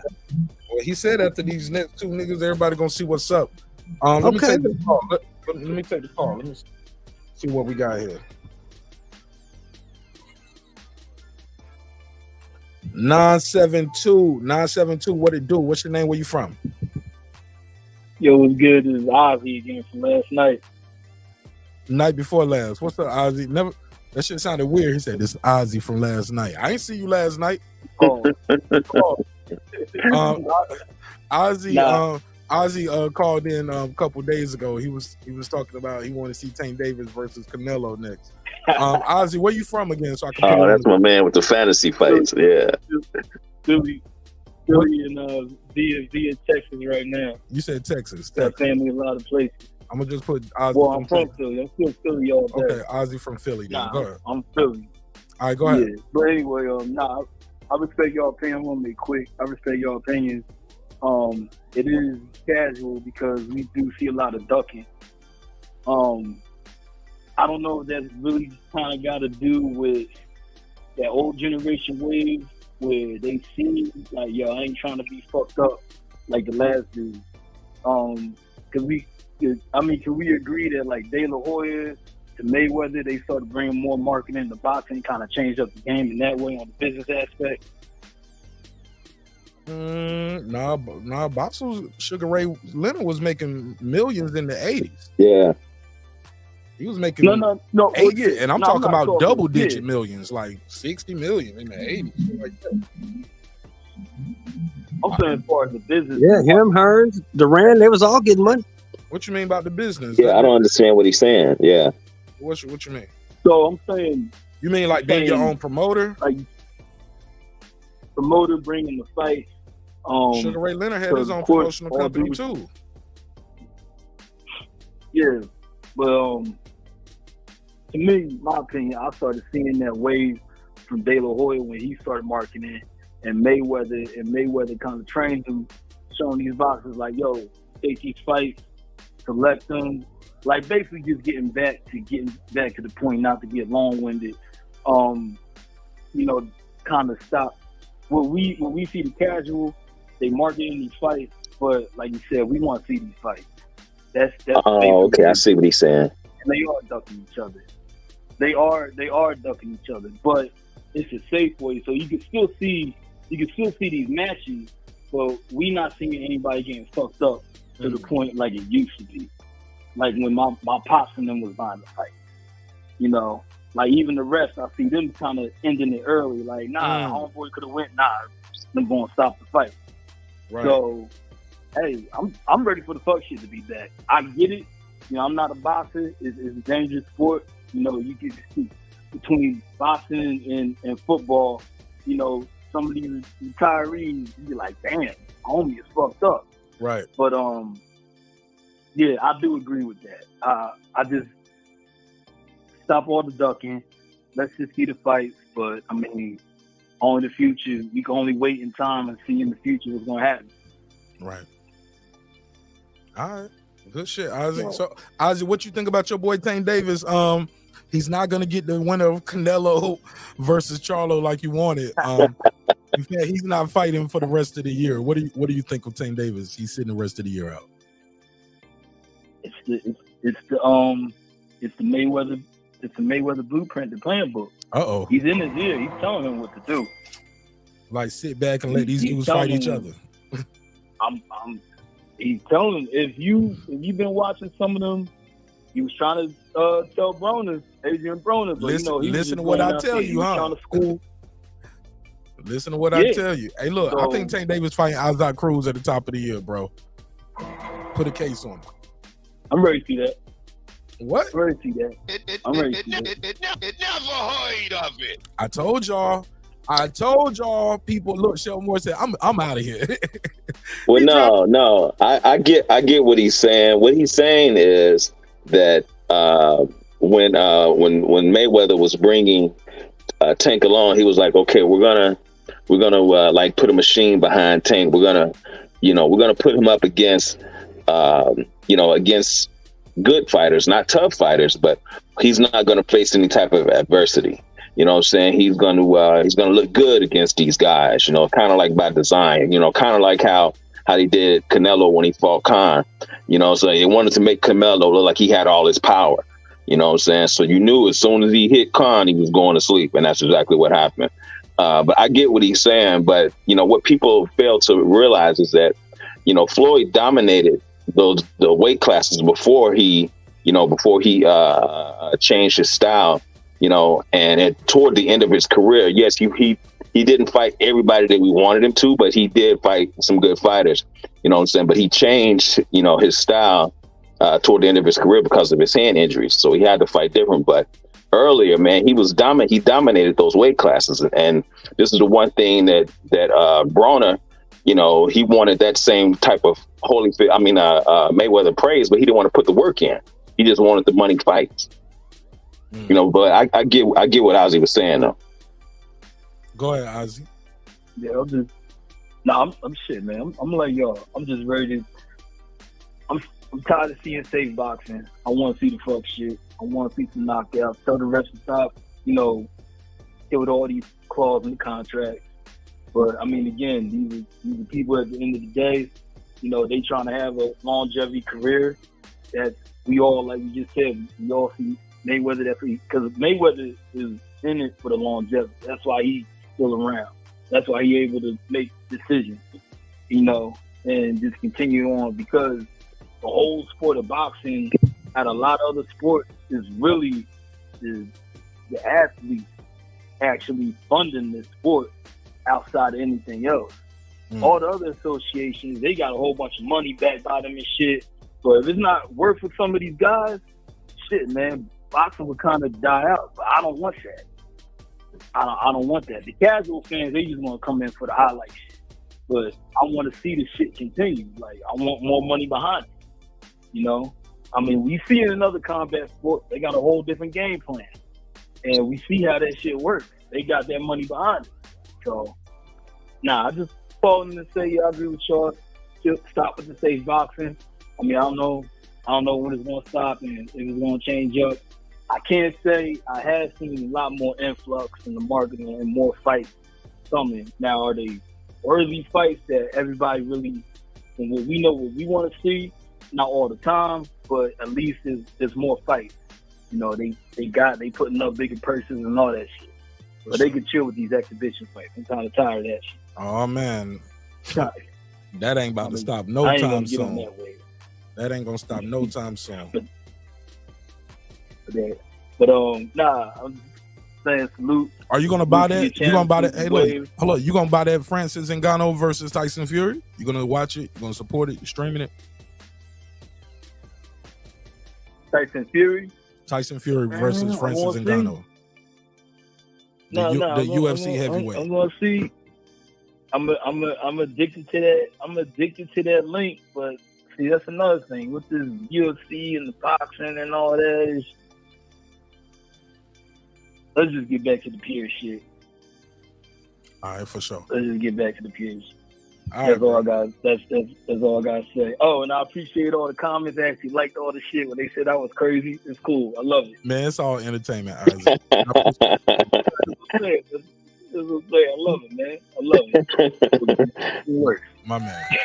Somebody said they got some good weed in Philly. Then somebody said they got some good crack in Philly. Hey, I'm gonna leave off of this note. The best shit is grown in cooler climates with a lot of sun. That's all I gotta say. Okay. Cooler climates, a lot of sun. All right, cool. Yeah. My man. Salute. I'm out. All right, shout out to Isaac. Hey, man, I got to get your take on this, man, while you're here. Okay. I appreciate your time and energy. Let me play this. This is something they was talking about earlier. Jerry was on, and he said he heard on another show that shall remain nameless that Showtime is getting out of boxing. My response to that, I was like, even if it's not Showtime no more, it'll still be Paramount. You get what I'm saying? Right. That the parent company might just be taking over. I know they tell me all the time on my Showtime app, hey, we about to leave. You need to switch over to this app. Ain't gonna be available. The network itself, but the app is now gonna be Paramount. So you'll be buying the fight and watching it on Paramount. You get what I'm saying? Oh, Paramount's buying Showtime.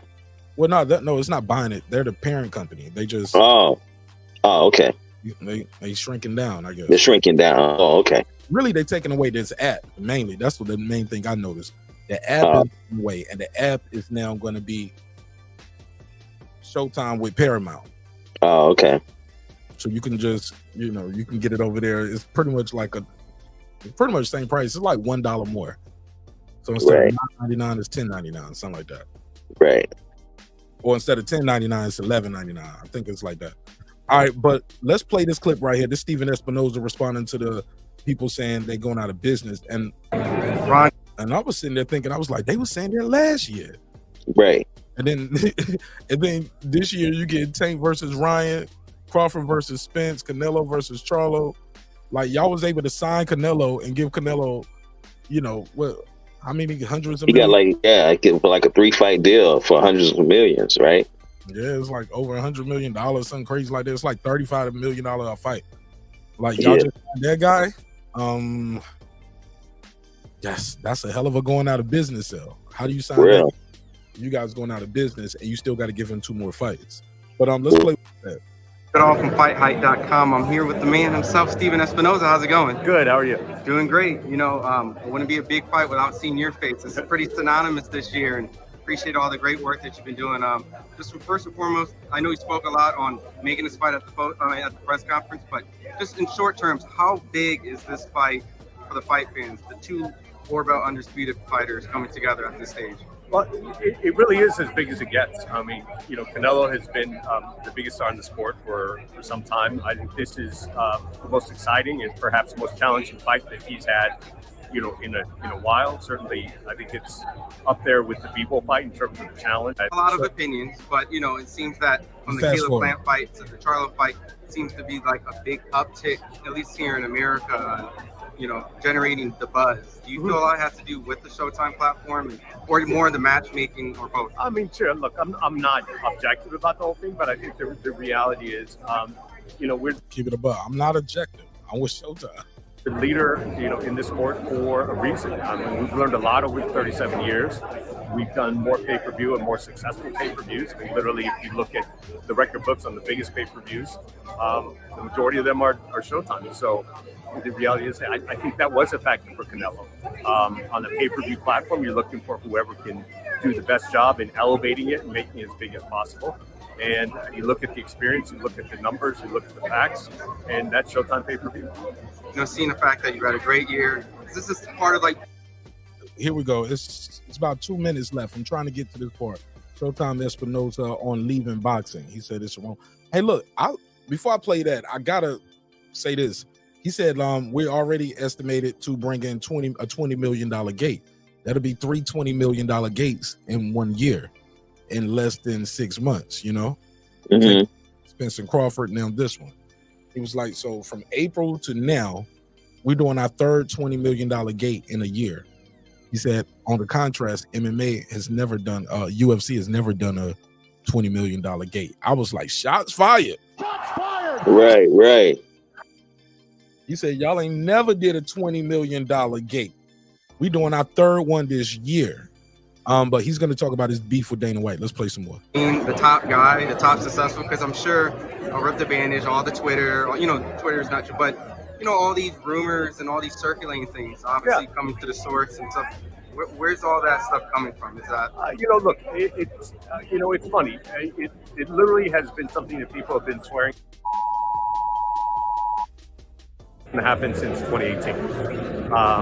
You know, and there are a couple people in particular who I'm sure we all know have led the charge. You know, and you know, all we've done in response, and we're not really engaging in it, is go out and continue to do the best schedule year after year. Continue to focus on, you know, what we do, which is make big fights and take those big fights and make them huge events. So that's sort of what we'll respond currently, the same way we've been responding over the last 5 years. So my last question, just Dana White went, he did his Tuesday contender on the cusp of the rumor saying that Showtime is going out of business. Well, at least out of boxing, going up. He made some comments, some that sounded endearing, but what do you think the hostility with you and Dana is? Just overall, is it from the Mayweather Conor, or is it just you guys are somewhat rivals of sports? I mean, I don't know that we're rivals. I don't give a lot of thought to him. Like, I mean, look, woo! He said, I don't know if we're rivals. I don't give no thought to him. First, like, I'm shocked. Shocked by the comments. I mean, we've always known Dana to be, you know, so articulate, intelligent, and witty with his comments. Like, it's so strange of him to lash out in anger. I mean, who would have guessed that he would lash out in anger at somebody? You know, you've never seen that from him before, right? Where it comes from, look, I've got my own ideas. I mean, I think some of it is, you know, I didn't go along with some of the misrepresentations. I got to pause. I have heard Dana lash out several times. Heard him lash out at Jake Paul. Heard him lash out about the stuff with his wife. Heard him lash out about Victor Conte. Yes, I've heard him lash out several times. Toward Dana White. The events that we did together. I think he's known to lash out. Oh, okay. He lashed out on camera on his wife. Remember that? Oh, yeah. That's right. He gave her to Rick James. Yeah, he did. Oh, hey, look, and a little open hand uppercut. Yeah. Oh yeah, he slapped shit out of her ass in the goddamn country. Where it comes from? Look, I've got my own ideas. I mean, I think some of it is, you know, I didn't go along with some of the misrepresentations that he wanted to say on the events that we did together.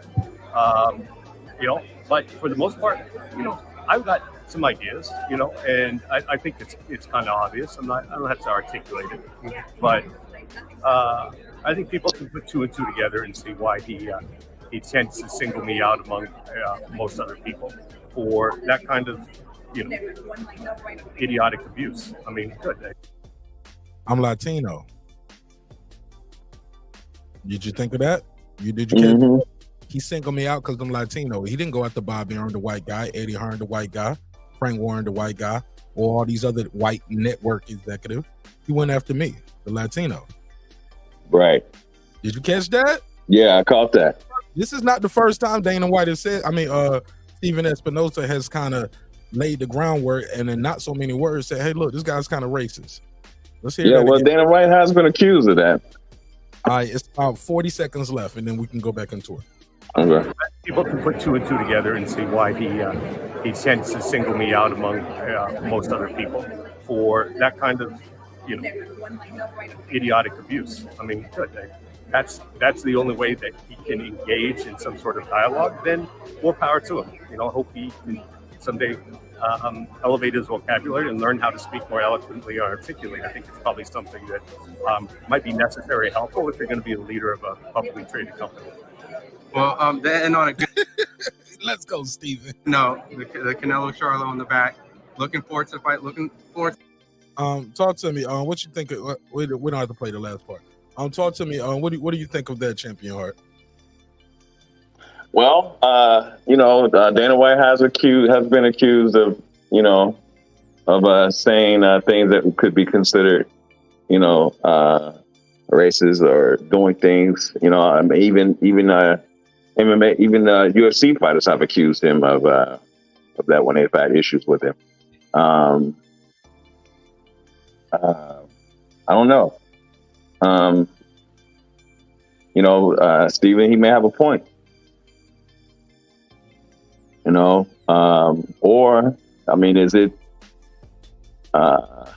Is it that they're, because I know Dana was trying to get into boxing, but they're blocking him. Is that not right? I don't know that to be true if they're blocking him, but I thought he was trying to get into boxing. It's definitely an old boys club. Yeah. Those network deals and TV deals, and guys want to sign with somebody who's gonna put them on TV. Yeah. What do you think about what my boy Jerry the Terror Tasker said? He said, if you are white, guaranteed you'll be accused of being racist at some point.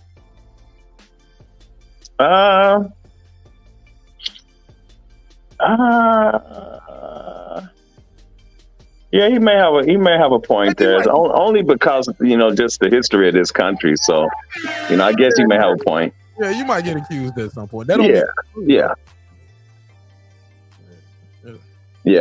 Like if you're black, you might get accused of stealing or get unnecessarily stopped by the police. Right. Right. Yeah, so it goes both ways. Yeah, this country has a crazy history. Right. It's broken, never been fixed, man. Yeah, man. It's never been fixed or addressed. Never been fixed. Yep. Crazy. What I'm gonna do on my members only shit. I'm gonna do on members only today, man. I'm gonna go to my I'm gonna read some comments. Let y'all see some of these comments people be leaving me, bro. One of the most cruel things. Hey, look, we keep it moving. What you think about Usher performing at the halftime show? Yeah, that's cool. Usher, he's one of the performers I like, man. He's cool. He got a nice catalog. So you're probably gonna get his whole catalog in about 13 minutes, however long that Super Bowl deal is. You're gonna get like a melody. You know what I'm talking about? Yeah, medley. Yeah. I think it's a medley. A medley, yeah, medley. That's what I meant. Yeah, medley. And then melodies and a medley. How about that? Yeah. Man, Usher's good, man. I think Usher gonna do something. I got a prediction. Usher gonna have some set up there where at some point this nigga gonna be up there skating and singing. Of course. I've seen him do that at his show out in Vegas, his residency. The guy's pretty phenomenal, man. Oh, you checked it out? Hell yeah. Oh, okay.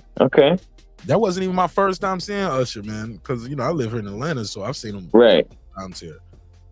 Every tour he's done, like he does a leg here. Right. Okay.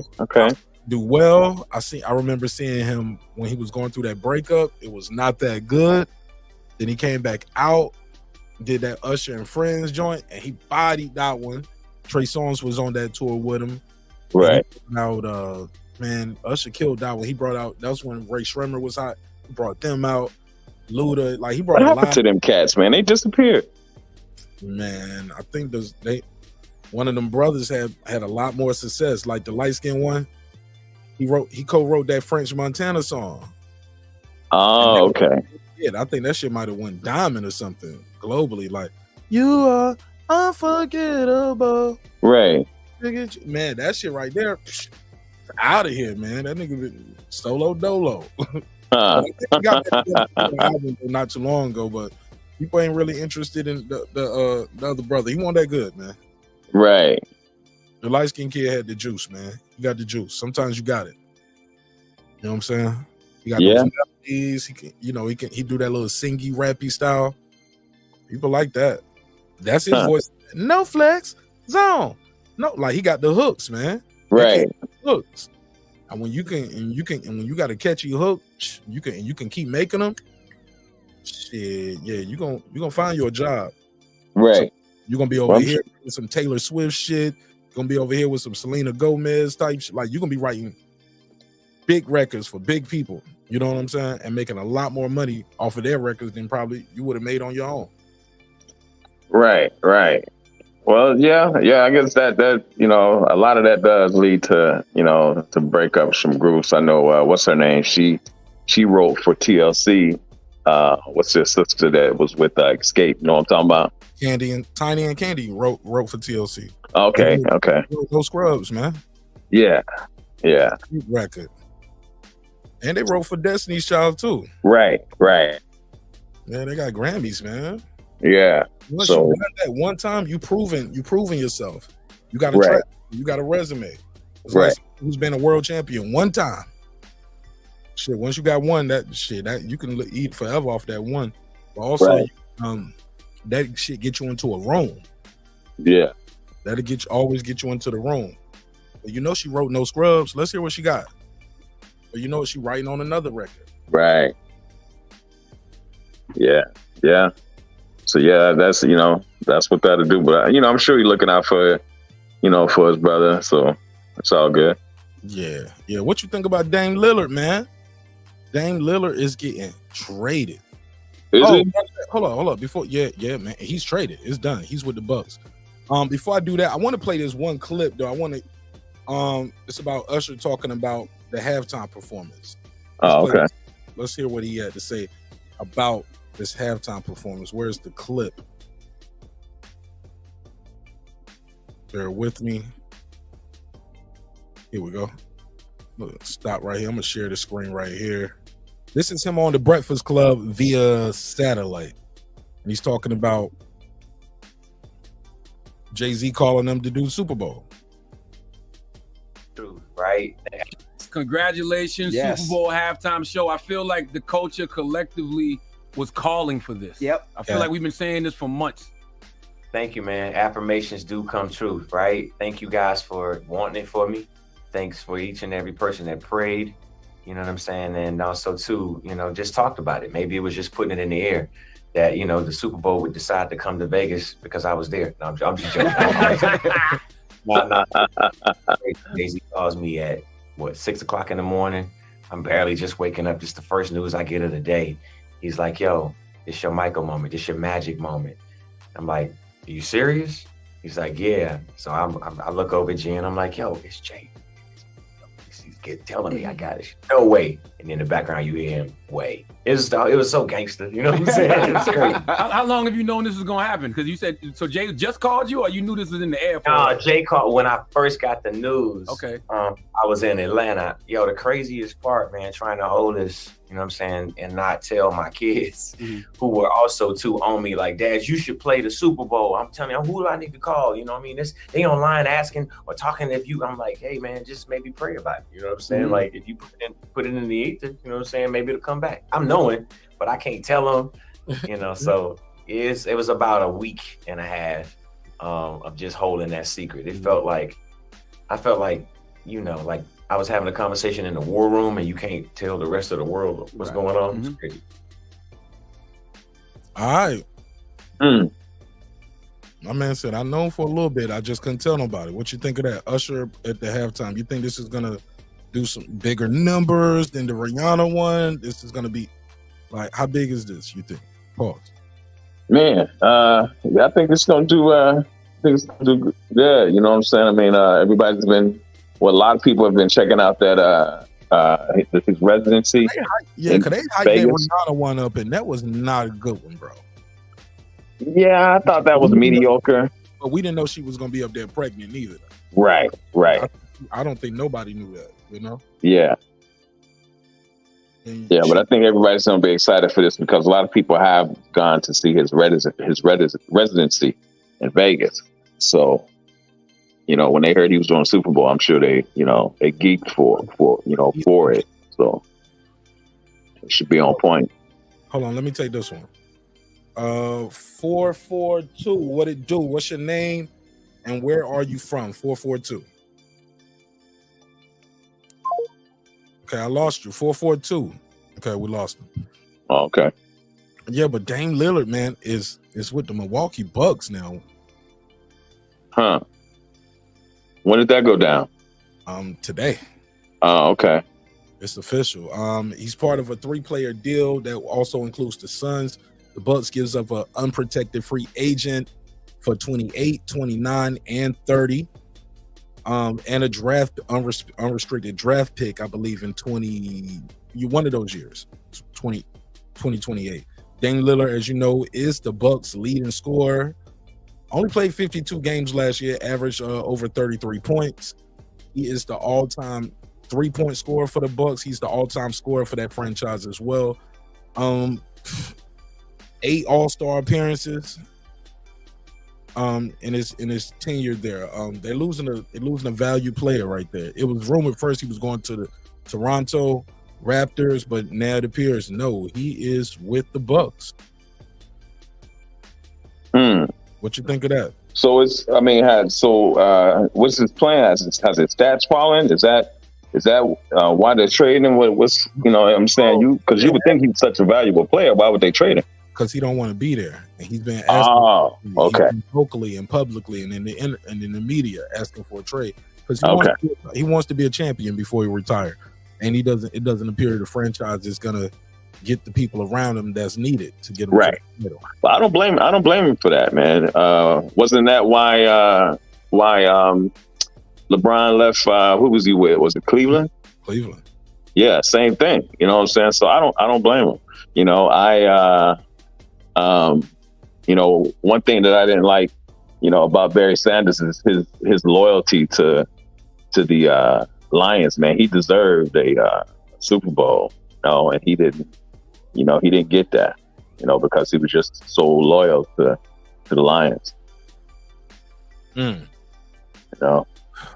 So yeah, I don't blame him, man. If you don't want to be there, it's time to move around. You want to get that championship. I don't blame him. Yeah, man, but I'm just saying. I think it's an old clip. I think is gonna come back to haunt him when he was talking about, and I could be wrong, but he was talking in this old clip. I need to find it. He was talking about Kevin Durant and like going to a super team and like, yo, that team just beat you, and like these people just won a championship. I wouldn't want to do something like that, but like, yo, you going to the Bucks, right? Going to the Bucks, and shit, they was just the champions a year ago. You know what I'm saying? So Right. Yeah, I don't blame him, man. Shit, I don't blame him. He's trying to get that. You really can't blame him for that. I know. LeBron, he got hate for what he did. Leaving Cleveland, but sometimes, man, you gotta move around. But look, my man said Bucks will be a contender. They were already contenders. They won a title 2 years ago. Not last year, but the year before, a year ago. They didn't win it this year, but they won it last year, man. Right. They fuck a contender. They champions. They were champions. You know what I'm saying? Mm-hmm. Less than 2 years ago. So, and then you about to be with them. Somebody said the Redskins wanted Barry Sanders at the end of his career. Who did? Adam Hurley said the Redskins wanted Barry Sanders at the end of his career. Oh, they wanted Barry Sanders, yeah. Now, I thought the Barry Sanders thing was Detroit had him in one of those same kind of contracts they had Megatron. Like, they be locking motherfuckers in. Like, you can't go nowhere. The only way you can leave here is if you retire. Was he locked in? I don't think he was locked in like that, was he? I thought he retired because he couldn't leave. He was like, you got to stay here, and I can't win here, and I'm tired of getting banged up. They was beat him, gave him the ball every play. That one play. Right. ISO. Right. Give it back to Barry. Right. But he couldn't have done. Didn't Emmett do something like that where he had left and he came back? He wanted to retire with the Cowboys, and he was with someone else, and they let him quit, and then Cowboys drafted him back so that he could retire. Well, didn't he do something like that? I don't know, bro. I thought he did something like that. That sounds too nice of people, though. Like, right. Yeah. We keep your ass over here. Now, but Emmett was pretty much done too, though. Right. Yeah, that's true. He was done. Yeah, that's true. Somebody said the Blazers. Somebody said they ain't making too much damn money, and the Blazers are not winning. And they're not winning. Yeah. Yeah. Well, he didn't. Well, he ended up sitting out the rest of the season last year, though. Then he only played like 52 games. I don't remember why he sat out. But. Well, if you're mad, you're not motivated. Yeah, but I can't picture you just saying, fuck it, I ain't gonna play. Right.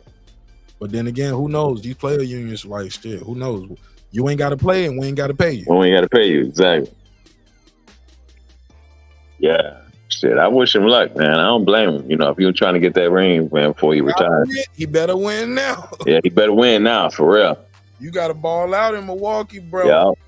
Hell yeah. All that rapping shit. I like the song and the video he got with Cam.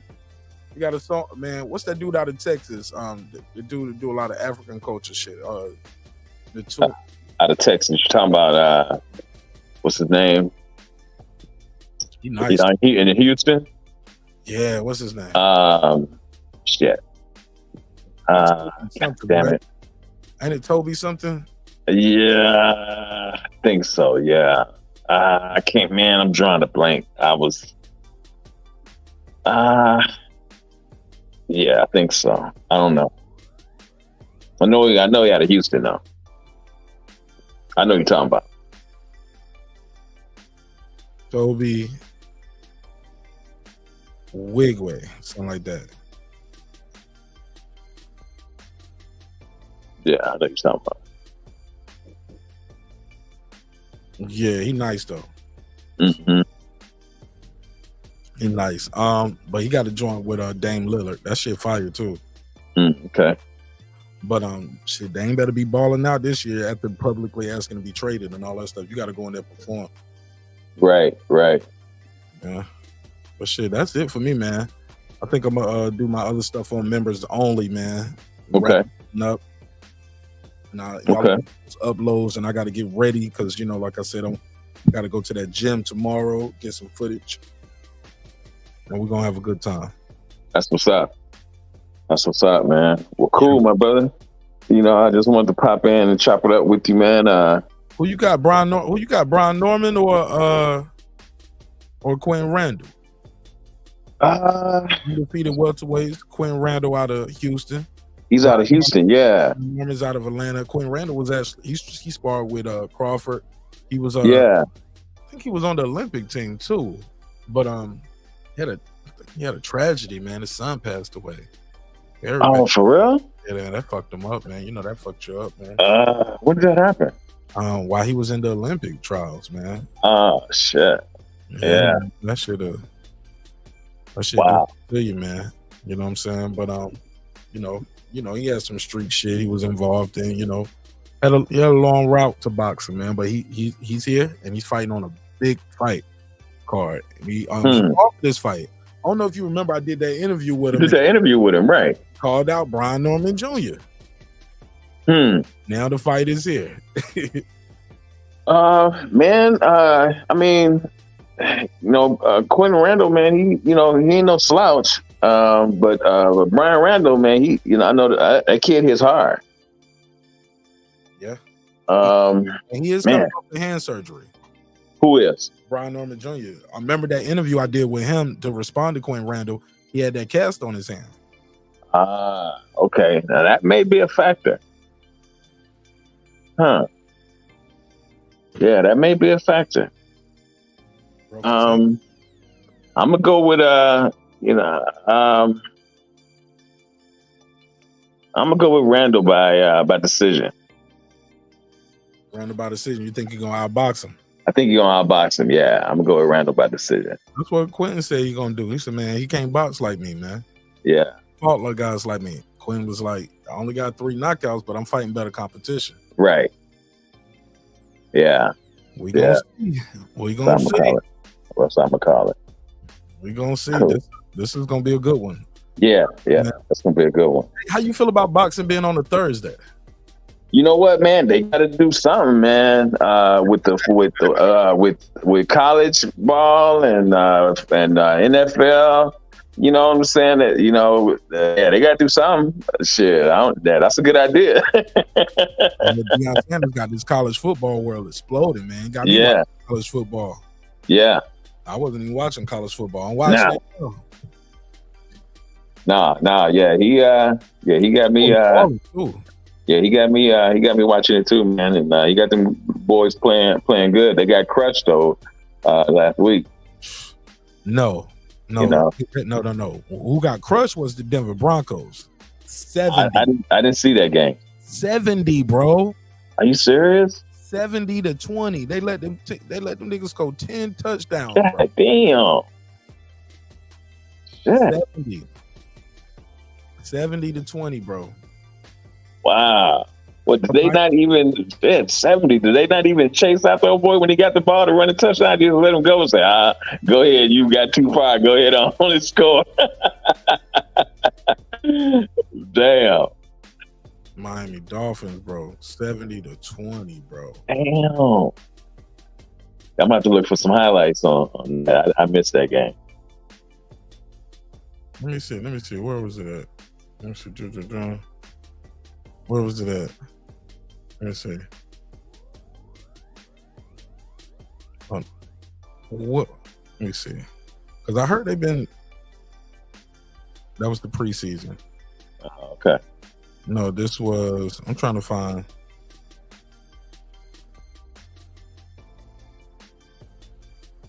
(24-17), they beat the Patriots. That was preseason. Where's that game at? Let me see.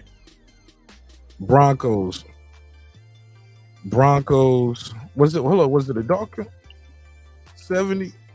Yeah, there we go. 3-0. Dolphins are 3-0 so far. Broncos are 3. They scored 14 in the first quarter, 21 in the second quarter, 14 in the third quarter, and 21 again. Damn. Man, that was like every time they touched the ball damn near. 2-3, 2-3. Yeah, shit, that was a homicide right there. Damn. 3 touchdowns in that second quarter, bro. That was it. That was all she wrote. Yeah. Because at that point, come on, bro. At that point, what was it, 35? Right. 5 to 13.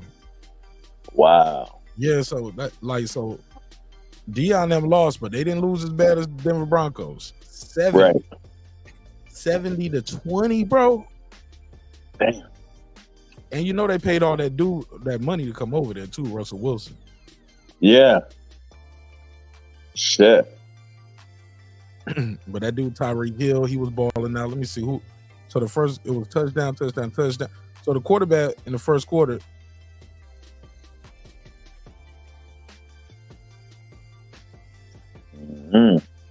He got 3. Damn, bro, they was balling. Another touchdown, field goal. Oh, they was balling. I'm trying to see if any of the defense scored. Did they have a pick 6 or something? Right. Nah, this is all them. Quarterback threw for 4 of them. They rushed for the rest. They had 350 rushing yards. That's how you do it. Man, that's crazy. 350 rushing yards, 376 passing yards. These dudes almost had they averaged 10 yards per play, so they just kept getting first downs too. Right. Like you said, every play, man, they beat the shit out of these dudes. Man. Yeah, I'm about to go watch some highlights. Yeah, but go ahead, man. Get some rest, man. I'll talk to you on the next one, bro. All right, my brother. Peace and love to you, man. Peace. All right.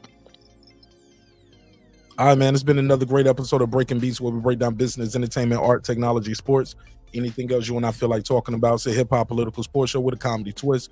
Like to let the jokes fly. You know why life is serious enough. Hey, man, dreams require sleep. Goals require effort. Go out there and get your goals.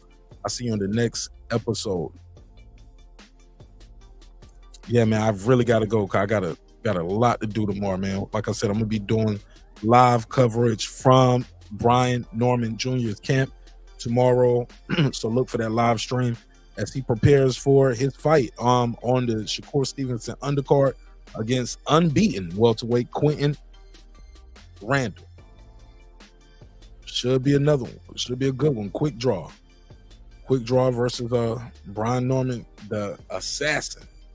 So look for that live stream tomorrow. If it's not live, it'll be a pre-recorded. Who knows? We got to see what they decide, what we can and can't do.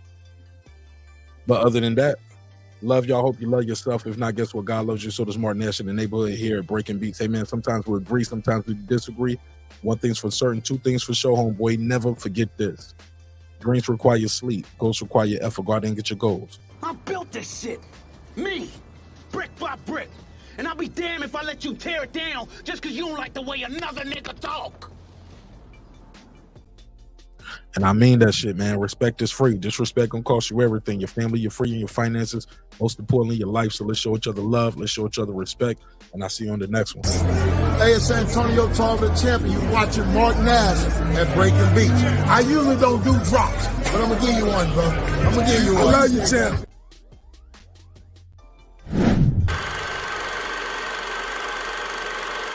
This that squad side. This is me now.